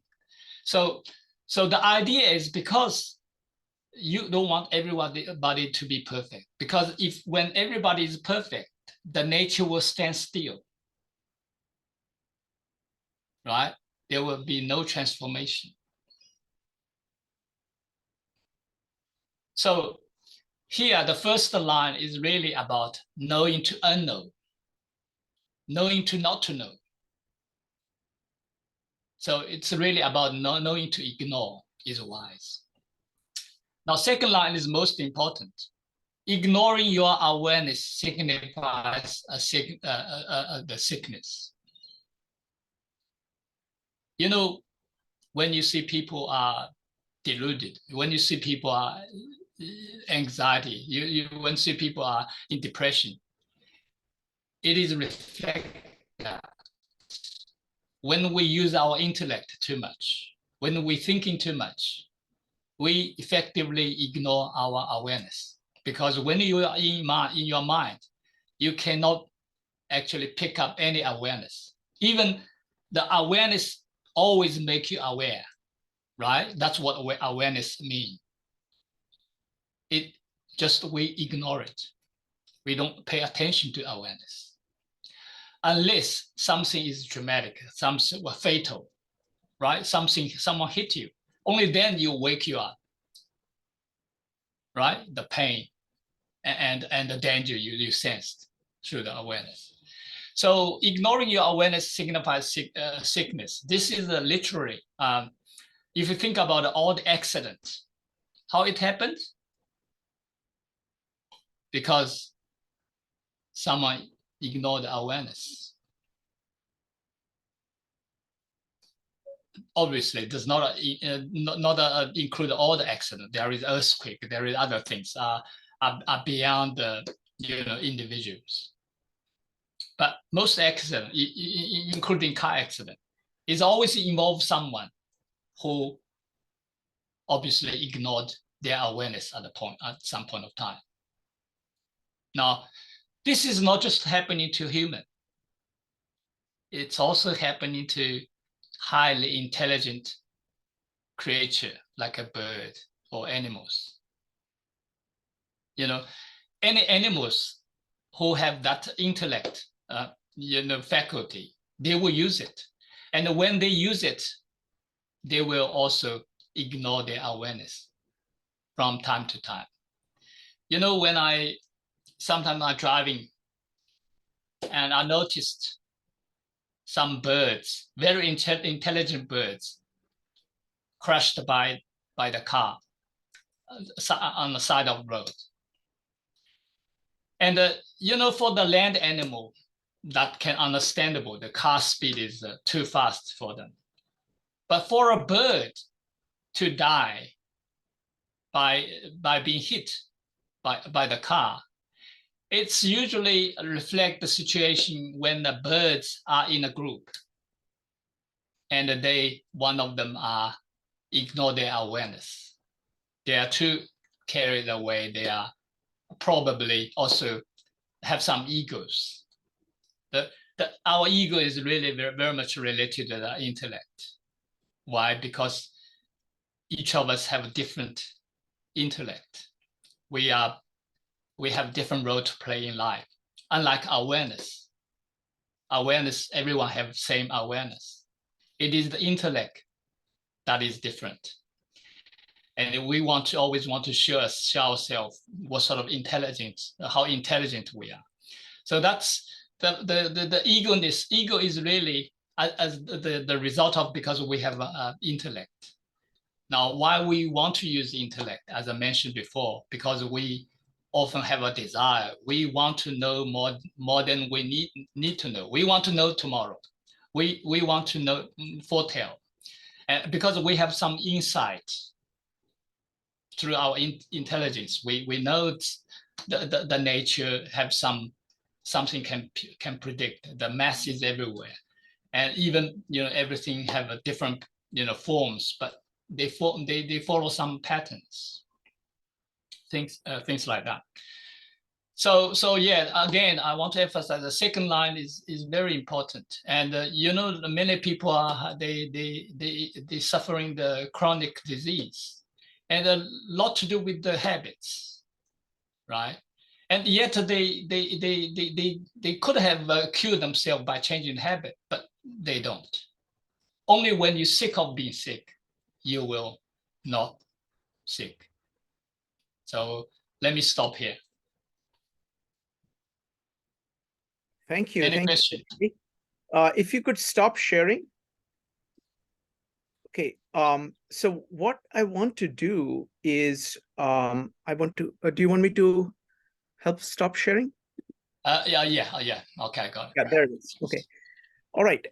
So what I want to do is I want to bring up a very large theme that, I want to have a discussion here on the intellect, role of the intellect, because that's something that is quite different on the surface. Okay. So this, I would like Quan to be involved in this. I would like David to be involved in this, because David raised the point last time.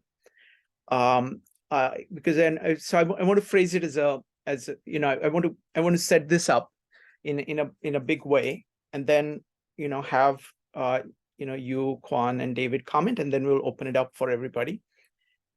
In addition to the Tao, you've studied Bhagavad Gita and the Bible, and currently I'm just spending a lot of time on the New Testament and kind of going, reading the church fathers, etc. On the surface, the Bible starts in a very different way than Tao Te Ching. Okay, so I'm going to just put the words just to kind of do the contrast, and then we'll see what common, and the real question I'm asking is, what is the commonalities between Tao Te Ching and the New Testament, and what are the differences? Okay, and I think that the issue of intellect is crucial to that. So, for example, Tao Te Ching starts with let me use.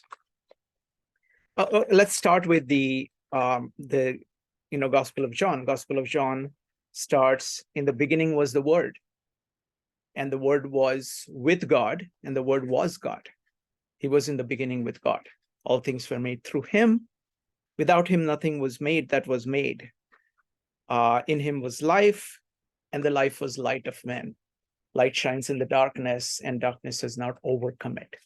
So the word is put, or logos is put in a very central place there. Whereas, Tao Te Ching, the first lines, I don't know what's the best translation here, is that the way you can go isn't the real way. The name you can say is not the real name.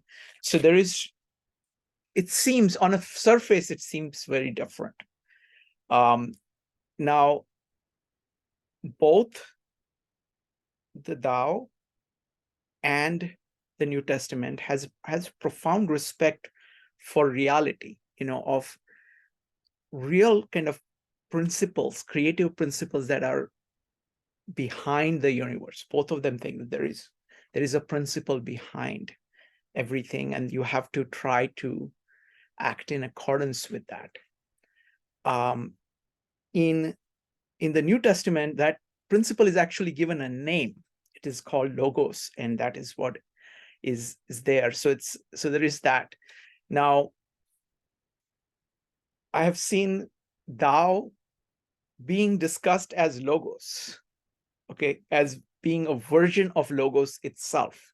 So it's like an intuitive version of logos, where logos is a more explicated version of the Tao, something like that. It's the same kind of a thing. Or is it a very different? So clearly, on one hand, the focus on the word is very, very strong in the New Testament. And so my question, first for AG, then for Quan, then for David, is how do you see, do you see that is, in your understanding, is the New Testament saying something which is very different than Tao Te Ching, radically different, which which Lao Tzu would disagree about? Is it building something on Tao Te Ching, or is it the same thing? What is your take? So I don't know how familiar each of you are with with both of them, but my guess is that both of you, all three of you, are familiar with all three. So please go on, Peichi. I think very similar, almost identical. The only difference is the expression. The word here is not the same the word in Tao Te Ching. And the word here is really about a name, a concept. It's pointing to word is a God. So here is really talking about now there is something that manifests everything. That is God, that is always there. I think it's not an ordinary word. Got it. Beautifully put. Thank you. Quan, what do you think?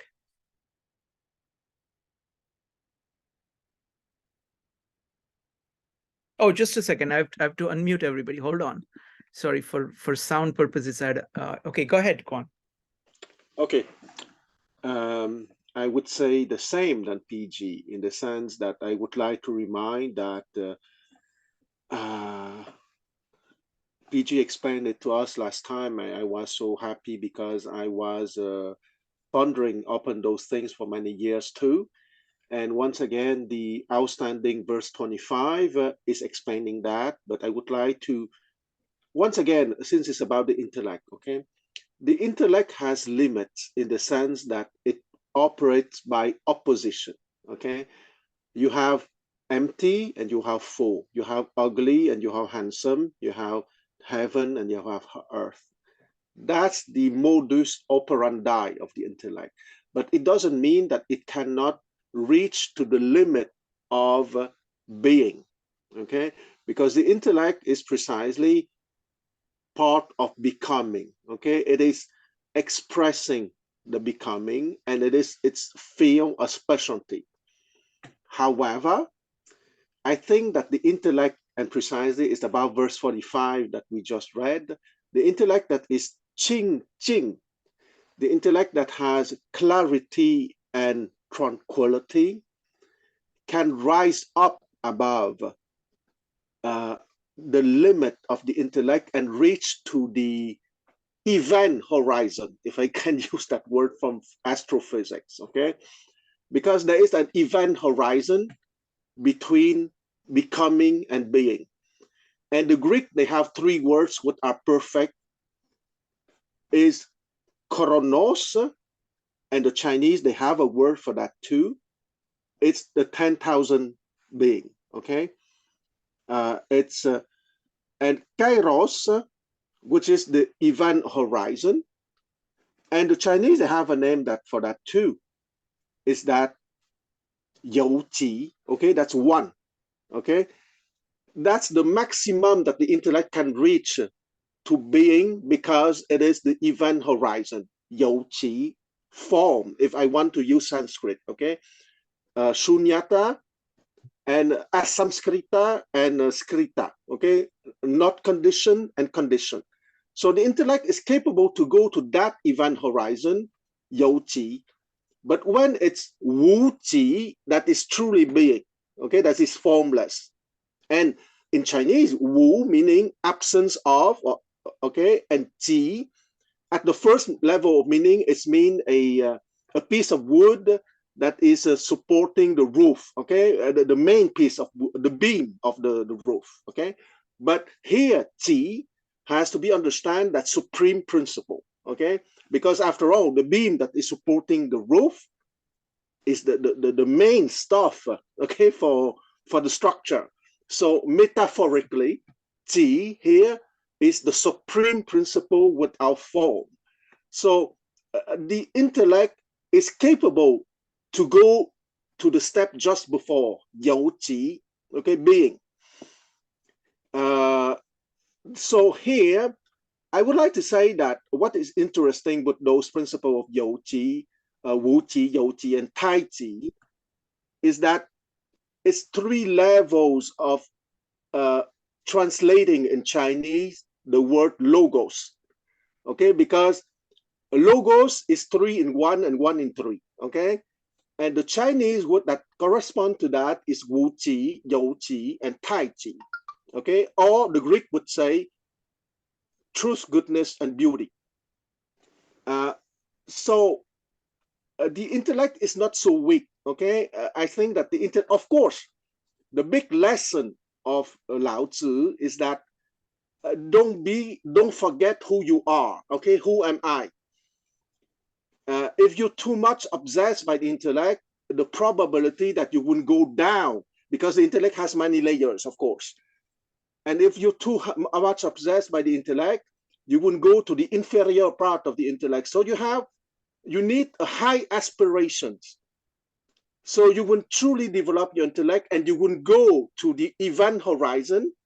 But at that event horizon, you wouldn't truly be humble, because you know it's there that the intellect is no more capable to go beyond. And you know perfectly, Srikant, that in the meditation master would say, when you are a beginner, you have to put a lot of effort in your meditation, but you will reach one day to a place, a stage, a station, a level, call it as you want, that you would have to unlearn precisely. That you can no more put effort, because the more at that station, when you will reach there, you wouldn't have to let down efforts. And there, you wouldn't get the gift from life, the supreme being. I stop here. Wonderful. Excellent points. So let me just paraphrase a few things here. Let me put it in the language of the Bible. And then I'm going to hand it over to David for his comments, and then we'll open it up for anybody else who wants to comment. The form in which the distinction that what both Peiji made here and what Quan made, if I wanted to put it in the New Testament terms, it is the distinction between letter and spirit. You know, people can get all focused on the letter and miss the spirit which is behind it. Another way of looking at it is that of idol worship. You know, instead of worshiping God, you are worshiping an idol, something that you yourself made. You know, these 10,000 things that you made, as opposed to the Tao. The third is, you know, Jesus complaining about the rituals. You know, people are following, you know, the outward manifestations of it, but they do not have the inner meaning of it in their heart. At a very fundamental level, it is the distinction between creator and creation. So the source of all creative power or creative principle, which is the logos, and particular creations, and you taking one of the particular creations and regarding it as God, or regarding it as the thing that you have now. Because you have a creation, or because you have a fruit, you've said, okay, I have it. Or so that's the version of kind of trying to name the Tao, you know, trying to capture the Tao in something that is a finite, trying to capture the infinite. Another way of looking at it is infinite and finite. And there is both these things going on, but it is the error, what Tao Te Ching is pointing to, is the error of mistaking the finite for the infinite, mistaking the letter for the spirit, mistaking the creation for the creator, mistaking the ritual for the true goodness.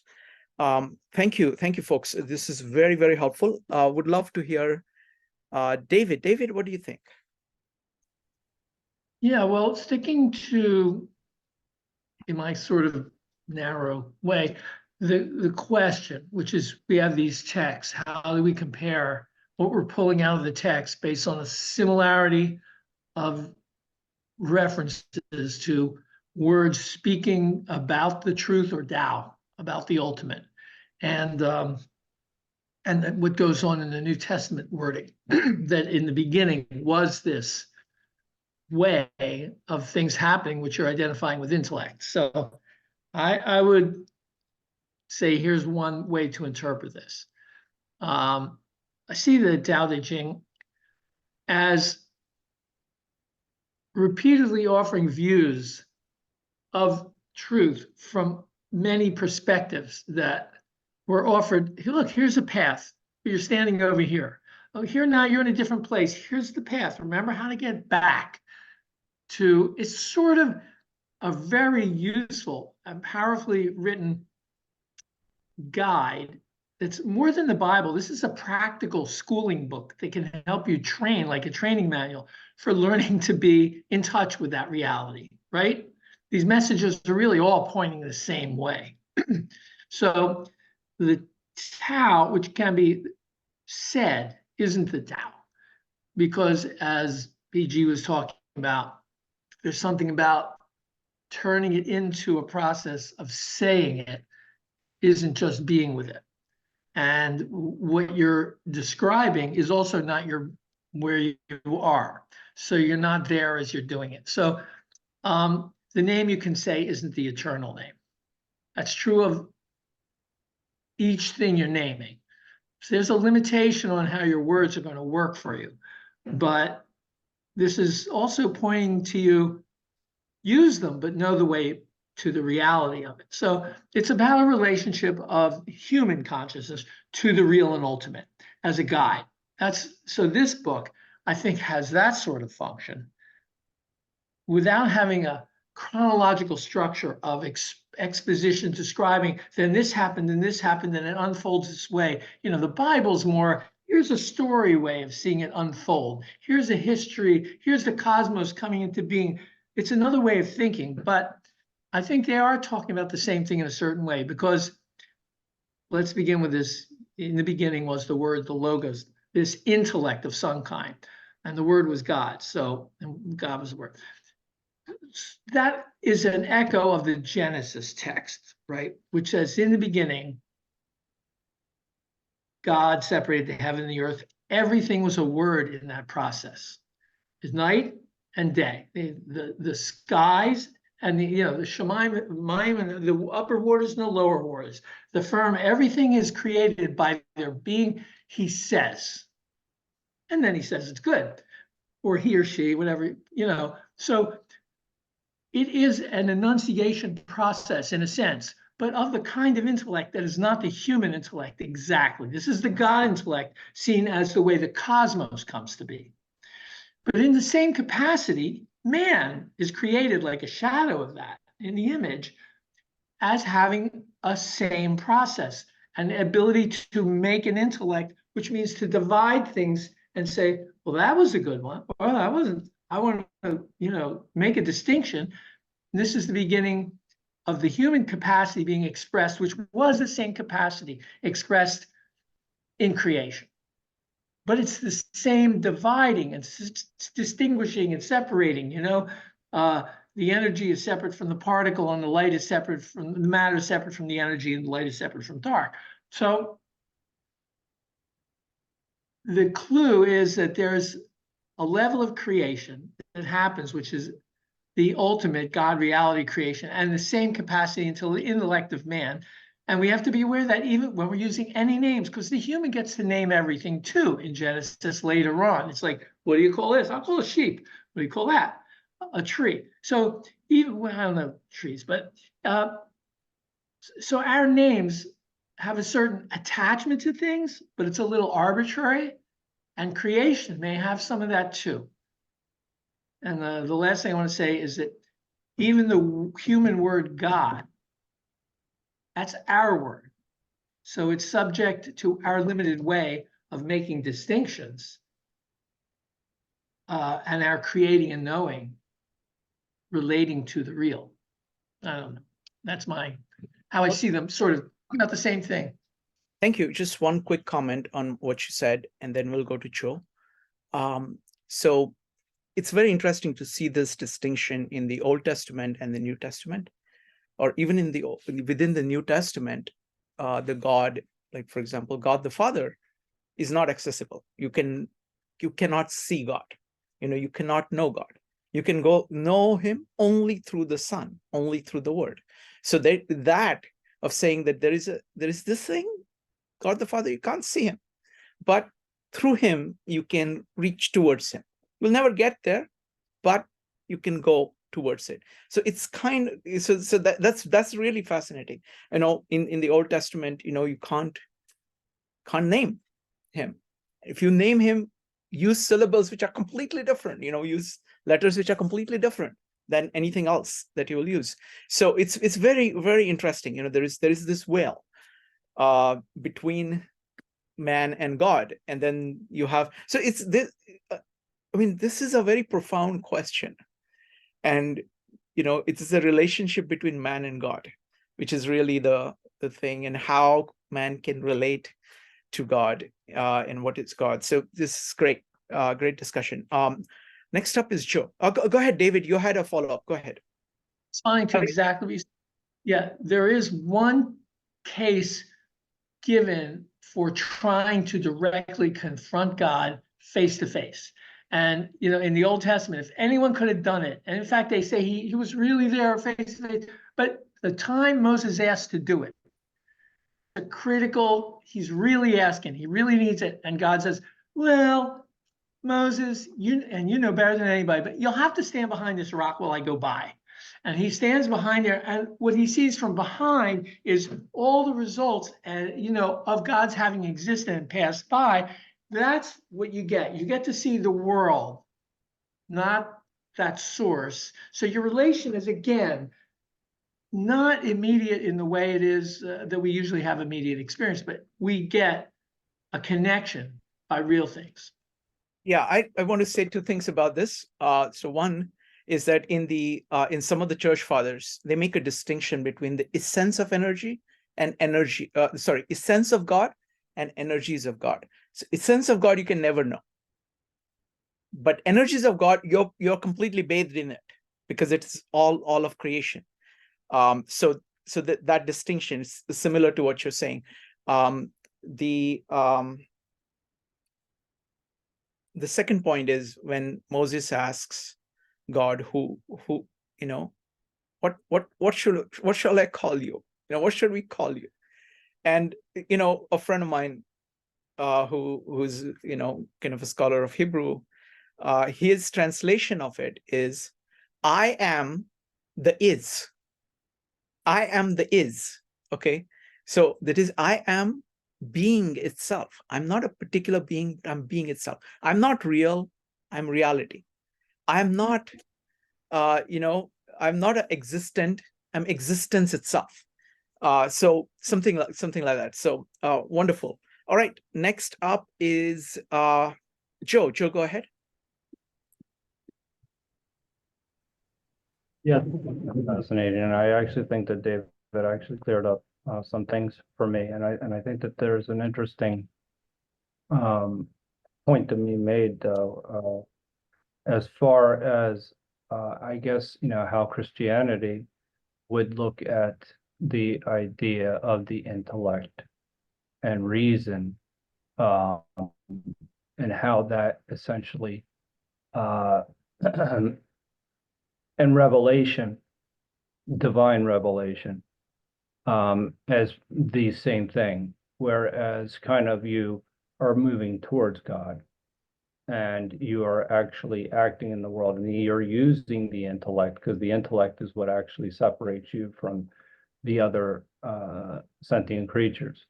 So it's something where that is a clear distinction, where compared to what PG was saying, in the sense that he was saying essentially the idea of pure consciousness is something that is almost solitary.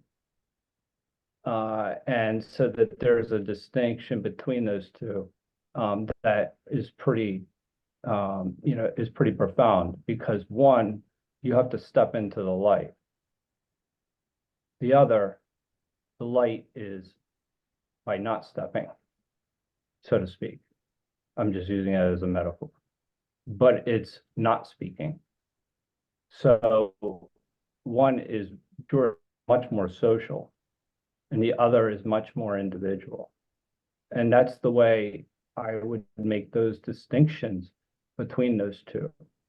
Because even though the link that PG made between the word, that it's not a normal word, that may be true, but it still doesn't take away the fact that it's the thought itself, the intellect itself, that creates the word. And so that is divine revelation that brings God into being. So there is this contrast. Now, what I've said in the past is, if you want to talk about the similarities, is there is the and I brought this up a few weeks ago, is there is the if you were talking about the Trinity, the ineffability of the Trinity, and the idea that it can't be explained by words. It cannot be captured by words. So there is that similarity, that the eternal Tao cannot be captured using words. So there are similarities, but not necessarily. I think I just see it slightly differently. That's all, in the sense that I very much in the line of what Aquinas would say, in that sense, that where his whole point was very much in line with Aristotle, where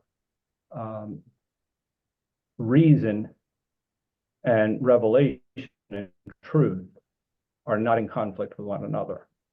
So and that's where the idea that you can well, anyway, I'll leave it there. Sure. Thanks, Joe. So Peiji and Kwan, what I want to do is I want to focus on this from the Christianity point of view. So far, what we have done is that we have looked at the Tao and we are saying, okay, what does Christianity look like? So I want to give you like my summary of Christianity very briefly. I'm going to take a liberty of doing that, and then would love to hear you talk about what you see and how you see it. Is that okay? Peiji, is that okay? Yeah. Kwan, is that okay? All right. Okay, so let me try this. Okay, this is going to be quite ambitious. I'm trying to summarize the entire Christianity here. Let me see. Do you see let me make this the whole. Okay, do you see the depiction of the cross? Yeah. Okay. All right. So I want to give you the whole, and you can see my pointer, right? Okay. So Peiji and Kwan, I want to give you my summary of Christianity. Okay. God the Father is up here. Okay. He's like, you can't really know him. Okay. So God created, God spoke. This is the word. Okay. This is the word. This is logos. He created the world through this way. And this world is right here at the feet. Okay. So it's like, so God in the world, this is a creation. This is creation coming down like this, okay, through the logos. Now, we as human beings are special kind of creations, okay? Like, for example, rock. Rock is created through God, through this, but the rock cannot know God. Or a plant is created through this, but plant can't know God. We are created in the image of God. So what does that mean? Is that we have the awareness, we have the will, we have the rational faculty. So this is John. You can think of him as you, okay? And he's looking at the feet, okay? So like the way in which the New Testament holds is that we are children of God. So imagine you as a child sitting here with your head right here at the feet, okay? You have two choices, and that is really the core of awareness. Like, for example, a good choice is awareness. Awareness means awareness of the face of God.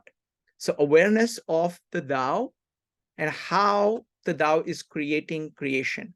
So actually this is also called Jacob's ladder. So where angels are going up and down, ascending and descending. So this is going from this is the creative principle. Logos is the principle of creation. So when you are sitting here and you're looking up, this is the light. You're looking at the light. Okay. You are like a mirror and you're mirroring the light. So you're actually having a conversation with the light, going back and forth, back and forth. And that is spiritual life. When you say no to this and you say, okay, I'm a fruit and I have the fruit. I don't really care where it came from. So who needs this true vine? Who needs the source from which it comes? I will just take the fruit. I'll just take the 10,000 things and I will just be focused. Then you're sitting here looking down.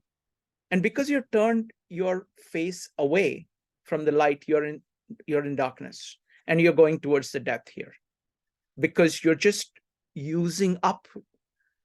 You've lost the creative ability that you have and you're just going down. So really the choice is here. So the sickness that PG talked about is saying you're looking down.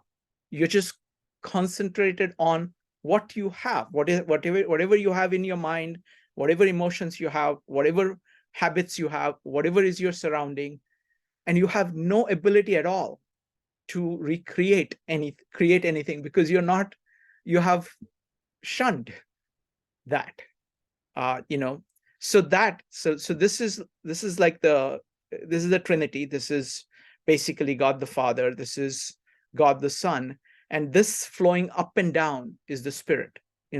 Spirit coming down is called grace.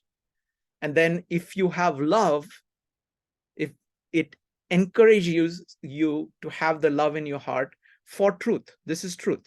This is goodness. So it's kind of looking up, and then you have got this continuous movement going on if you're doing things right. Otherwise you're pointing towards 10,000 things, and then you're on your way towards kind of destruction and sickness and all kinds of things. So that's my summary. So Peiji, what do you think? And then Quan, what do you think? Peiji. Yeah, in relation to the detail, the description of exactly how the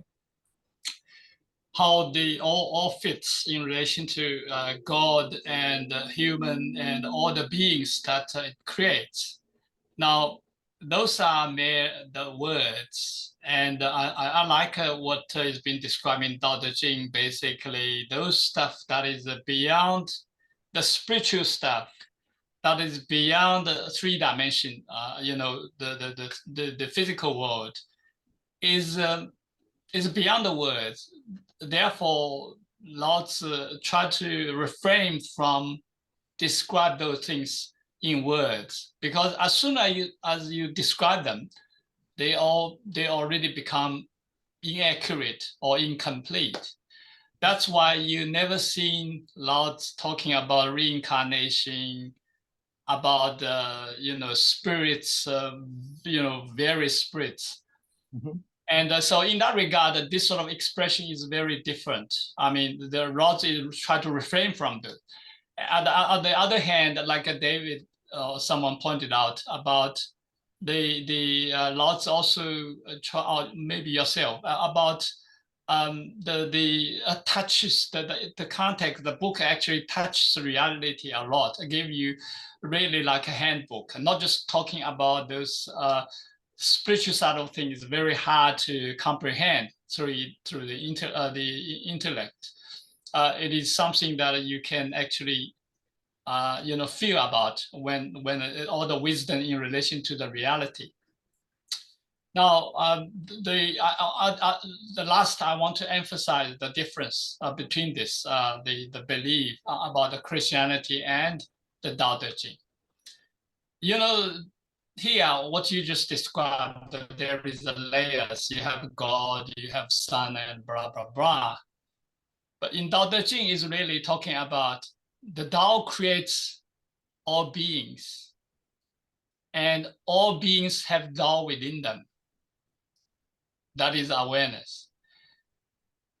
Separate from that Tao, being is no longer being. Now you may ask, when this Tao or the awareness come about?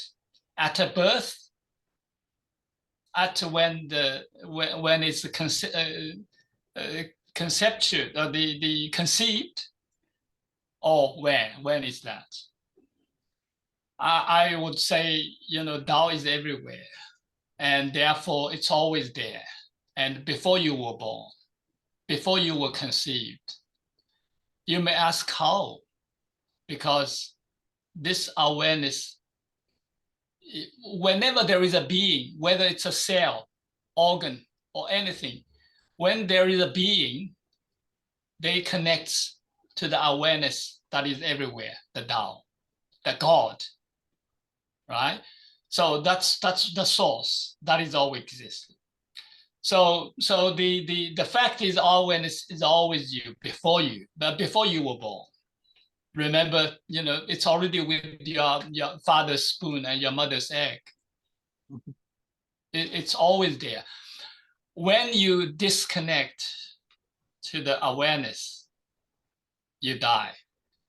When a person who lost the consciousness,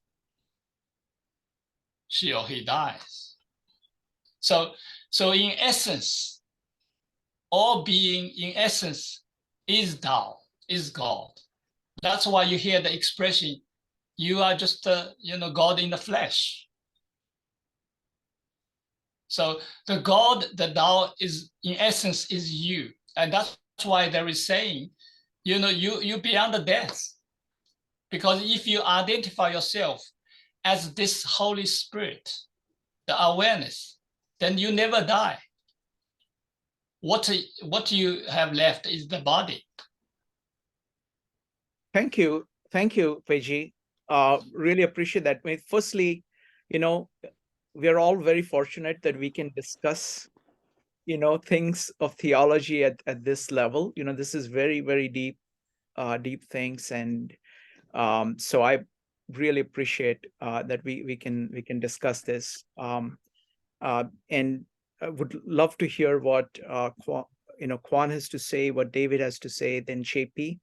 And then don't know if Joe has a hands up. I think Joe after that. So let's go with Quan. Go ahead. First, Srikan, I want to say that I'm absolutely delighted by your explanation using the Christian framework. Second, I would like to say that the Chinese tradition also has Jacob's ladder, which is the hexagram, okay?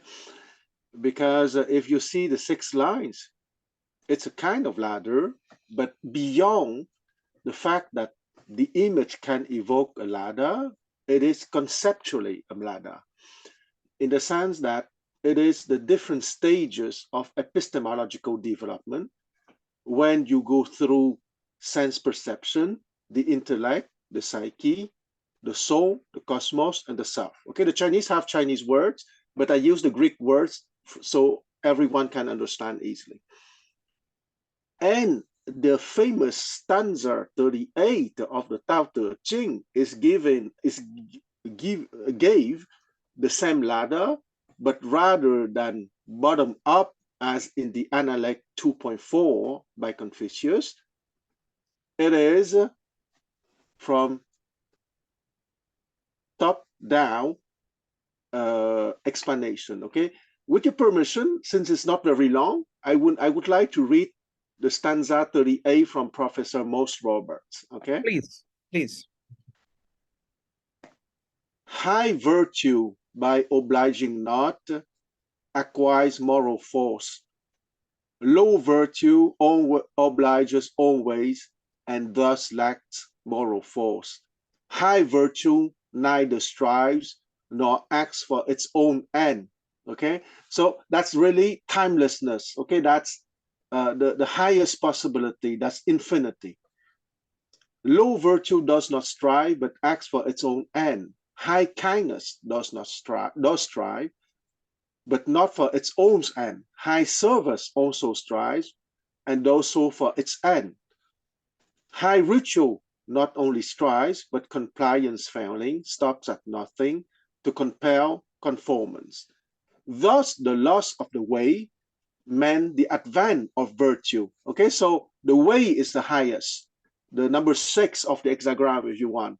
But when it is lost, when formless or non-being or Wu Ji is lost, well, and here we go back to the rapprochement with the notion of Christianity that we cannot perceive directly, okay, the supreme, that you have to go through specific channels and to go to the event horizon, so to speak.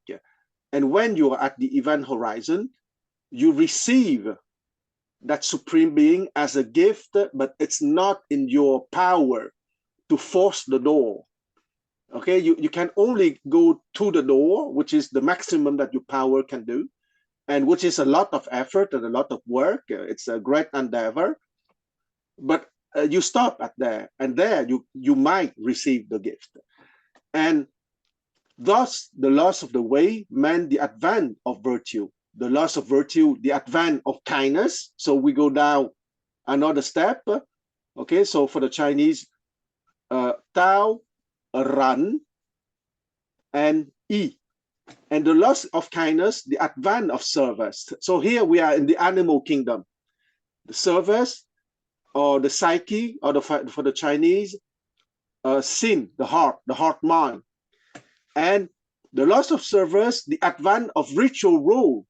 So we go down to the intellect, okay, because the intellect is the machine at that low level to define the rules, to define the ritual precisely. Of course, as we said, the intellect is not limited there, because the intellect, when it's at 3, is named the psyche. When it's at 4, it's named the soul. At 5, it's named the cosmos. So we can give different name, but we can call it intellect 5 if you want. But service is really the intellect at its lowest level. It's at its basic level. And the advance of ritual rule turn loyal trust to deceit, leading to disorder, precisely because we have, at that very basic and low level, we have different intellect. And because we have different intellects, and it's not a big deal to have different intellects, because after all, the Tao is encompassing everyone and is accepting everyone.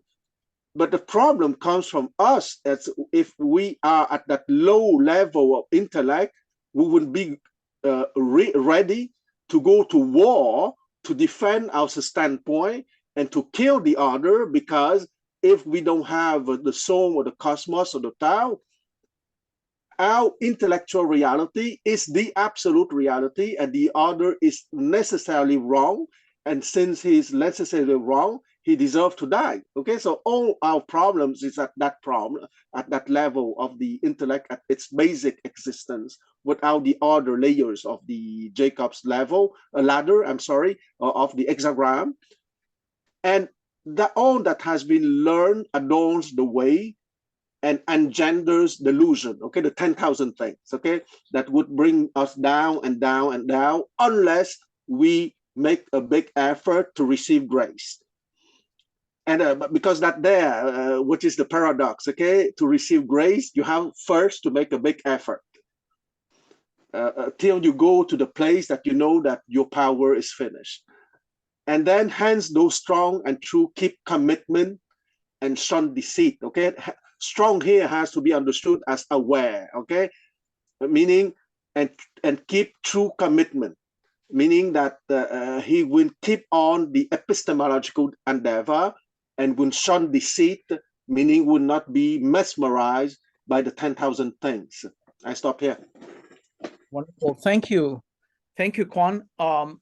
This is something that, Quan, we need to discuss a lot further, because you clearly, can see the correspondence here. I just want to comment on one point, this 2-step process of one kind of doing a lot of work to get ready, and then kind of waiting for grace. That's also a pattern in Christianity, because that is the first one is the baptism of John the Baptist. It is all about washing your feet. It is about kind of cleaning out stuff which you're doing wrong, and so that your mind is ready to receive.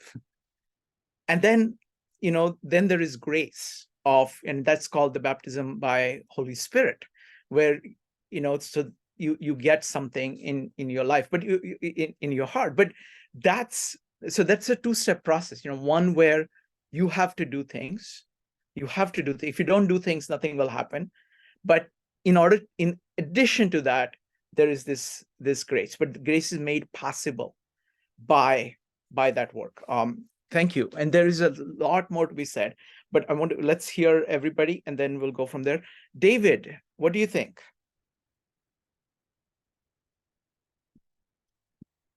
David, if you're there, if you'd like to comment, let me know. All right, next up is JP, go ahead. I want to go back to what you were asking about the logos connection. Please. Sorry. The translation of Torah, which is the Hebrew writings, has caused defamations to a culture through the centuries. I say that from a history of a Jewish mother. The beginning of Torah, or for the Bible, as Christians say, is Genesis. Genesis is a single word, apparently, but it's Greek. It's good for genealogy. It's good for generation, gene. It's the beginning. In writing about Torah, rabbis starting 2 millennia ago created what's called the Mishnah. Unbelievable ideas where they argued back and forth. And one writing was looking at the beginning, which is Bereshit, created. The next word is God. This beginning creation states in the original Hebrew that something created God. 2,000 years ago, hands were up in the air. What does that mean? It's God doing the creation, isn't it? But it says something created God. And then there's the heavens and the earth. So is something creating God and the heavens and the earth? Or is something creating God who then creates heaven and earth? How does God get stuck here in the middle? And one great thought was this that comes out more in Kabbalism, the Jewish mysticism. Kabbalah says, similar to Tao, there was something before a word was written, before even the word Bereshit could be written for the beginning and the creation. There was something, and that is God, which doesn't have any word. It doesn't have any real energy into anything. But once it manifests as itself, as God the creator, it is both beginning and creation, which is basically how John the Gospel begins about the idea of the Logos is the word is God, etc. So here it is. It's even been looked at in that form, if you're not familiar with that. And so after that, everything that's known is from God the manifester, because we use the word God.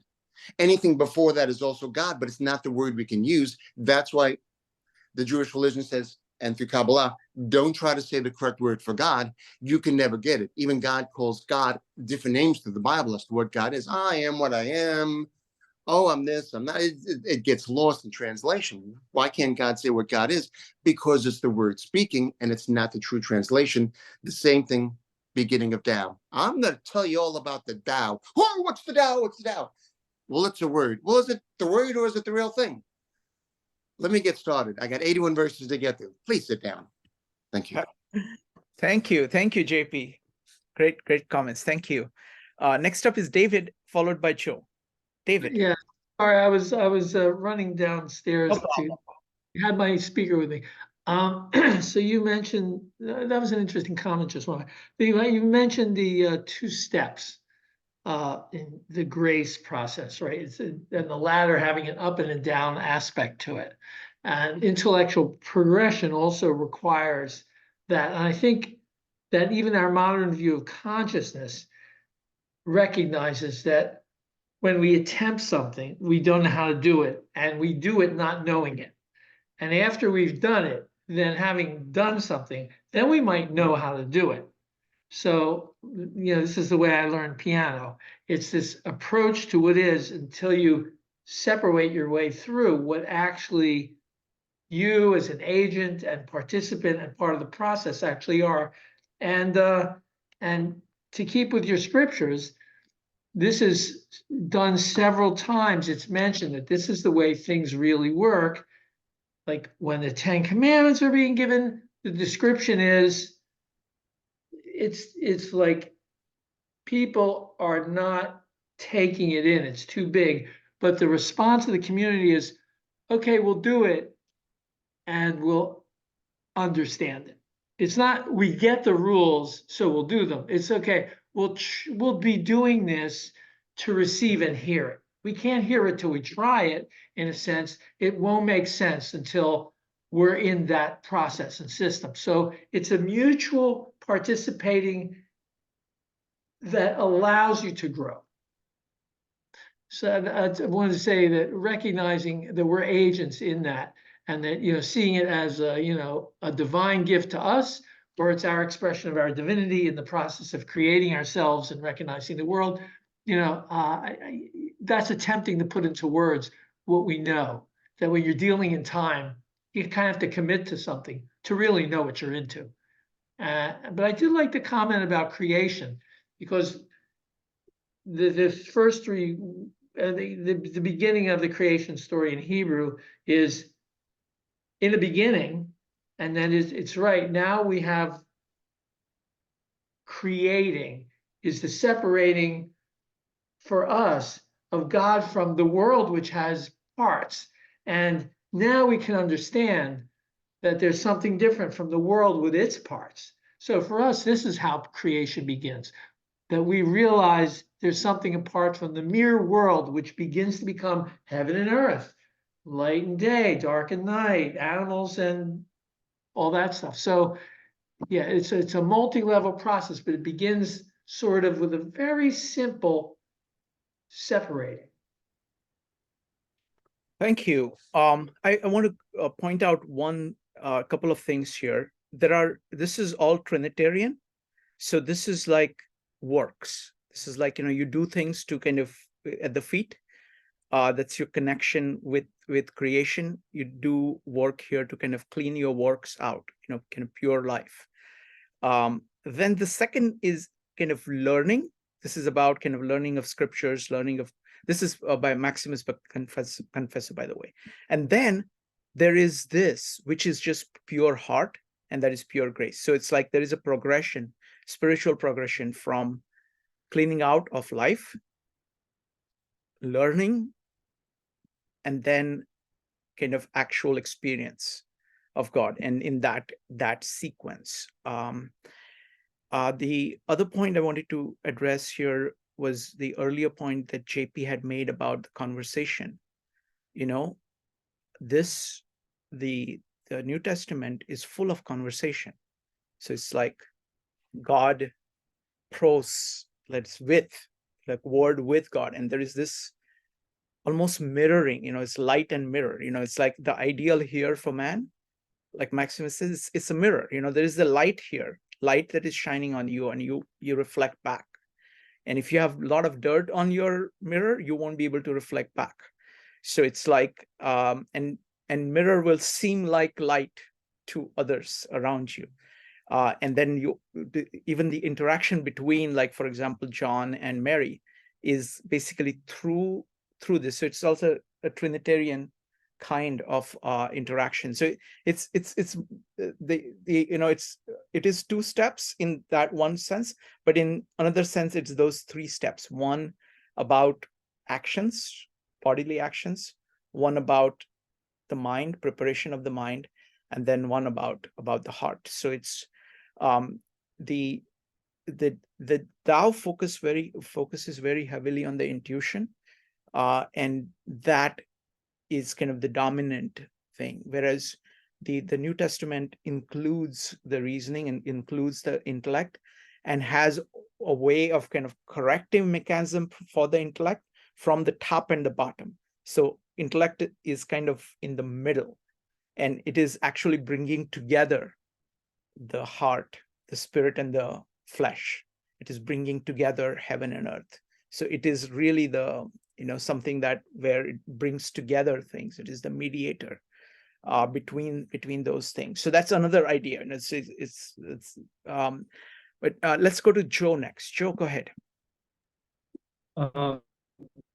Yeah, I mean, that is actually interesting with what David was just saying, because I mean, this delineation that we're able to make between, light and darkness is essentially the same thing between what is good and what is evil, right? So the idea then is that what is evil? Well, it's the lack of something. It's the lack of goodness. So therefore, it's the lack of light. Therefore, you need kind of words to make that delineation. So God himself is starting to make those distinctions. And that's where you can start to say what is real and what is not real. So that these are all underpinned by words. And this really, I mean, this is classical philosophy, to be quite honest.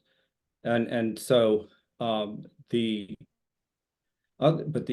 important thing that I'm still kind of trying to reconcile a little bit, the idea, the ability to create, let's just go into the idea of what is good. And what is good is something that what God tells us is good in this sense is, let's say it's like love, right? We could say love is good. And love requires another. So it requires the self and the other, so that there are two. So and this kind of comes back to what I was kind of wanted to kind of ask PJ about, is that can there be a self without the other?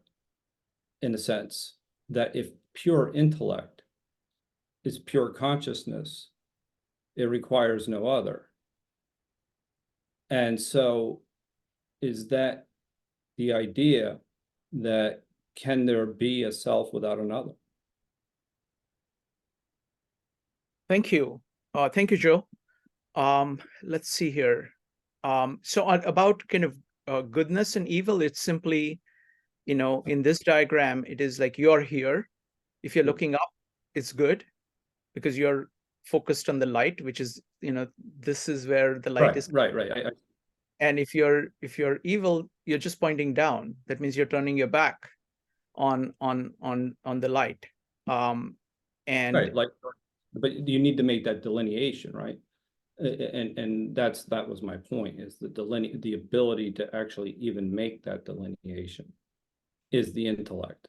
It is, and it's done through, then let there be light. I mean, that was my thought. But I mean, I'm just curious, if there is no self, and the self and other is an interesting question. Thank you, Joe. All right. So let's come back to this. So firstly, let me see what the time it is. Okay, it is a little bit late. So Peji, I hope you found this interesting. It was a little bit of digression, but it was kind of connecting it up to various other themes that we are working on. And the thing is, we're trying to kind of, in order to kind of make it our own, we have to connect it to various things.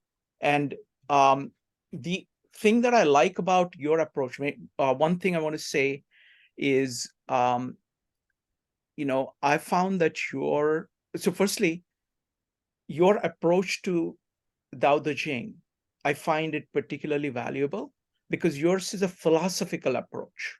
You're trying to say what is being said, what is behind all of this, and you're trying to look at Tao Te Ching as a whole, saying, okay, what is the philosophy behind it? So I think that is very, very profound and very useful.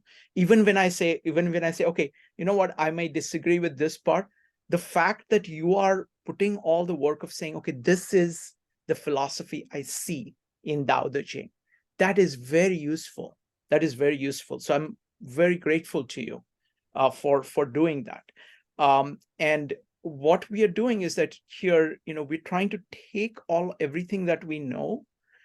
See, we're doing a couple of things. One is that we are doing deep dives into each of these, because you kind of have to spend time communing with the text in order to get a sense of it, because you can't do it just by flyover. You have to kind of immerse yourself in it. And then, having immersed yourself, we are doing that for multiple texts. When you start talking about the comparisons, some interesting aspects come to light as a result of these kind of similarities and differences. So Pichu, if you could talk about, did you find this useful? What did you think? Oh yeah, it's very useful. Just that the time a little bit too long because I haven't had my lunch. Okay, so okay, that's fine. We're wrapping up. Yeah, just quickly, and I want to emphasize the message is such a profound. It cannot be understood by our intellect alone. And let's contemplating its meaning, and then sit quietly and be still and let awareness come to us. And my understanding very much through that approach, I look at the word itself and try not to do too much about to bypass the word and just look at the word itself. And so all my understanding is not based on, it's all based on the word, what is being written. It's not something coming from somewhere else. And my understanding of philosophical thinking is really inspired by the book. Yes. And I want to say that read the appendix. There is one appendix I talked about the self. It's the self-reflection inspired by the book, which fit to the discussion we had about this, about intellect awareness, what we are really about, what make I, what is really I. So welcome to read about it, and we can discuss this next time. All right. Thank you. Have a great lunch, and we will see you next time. Bye, everybody. Thank you.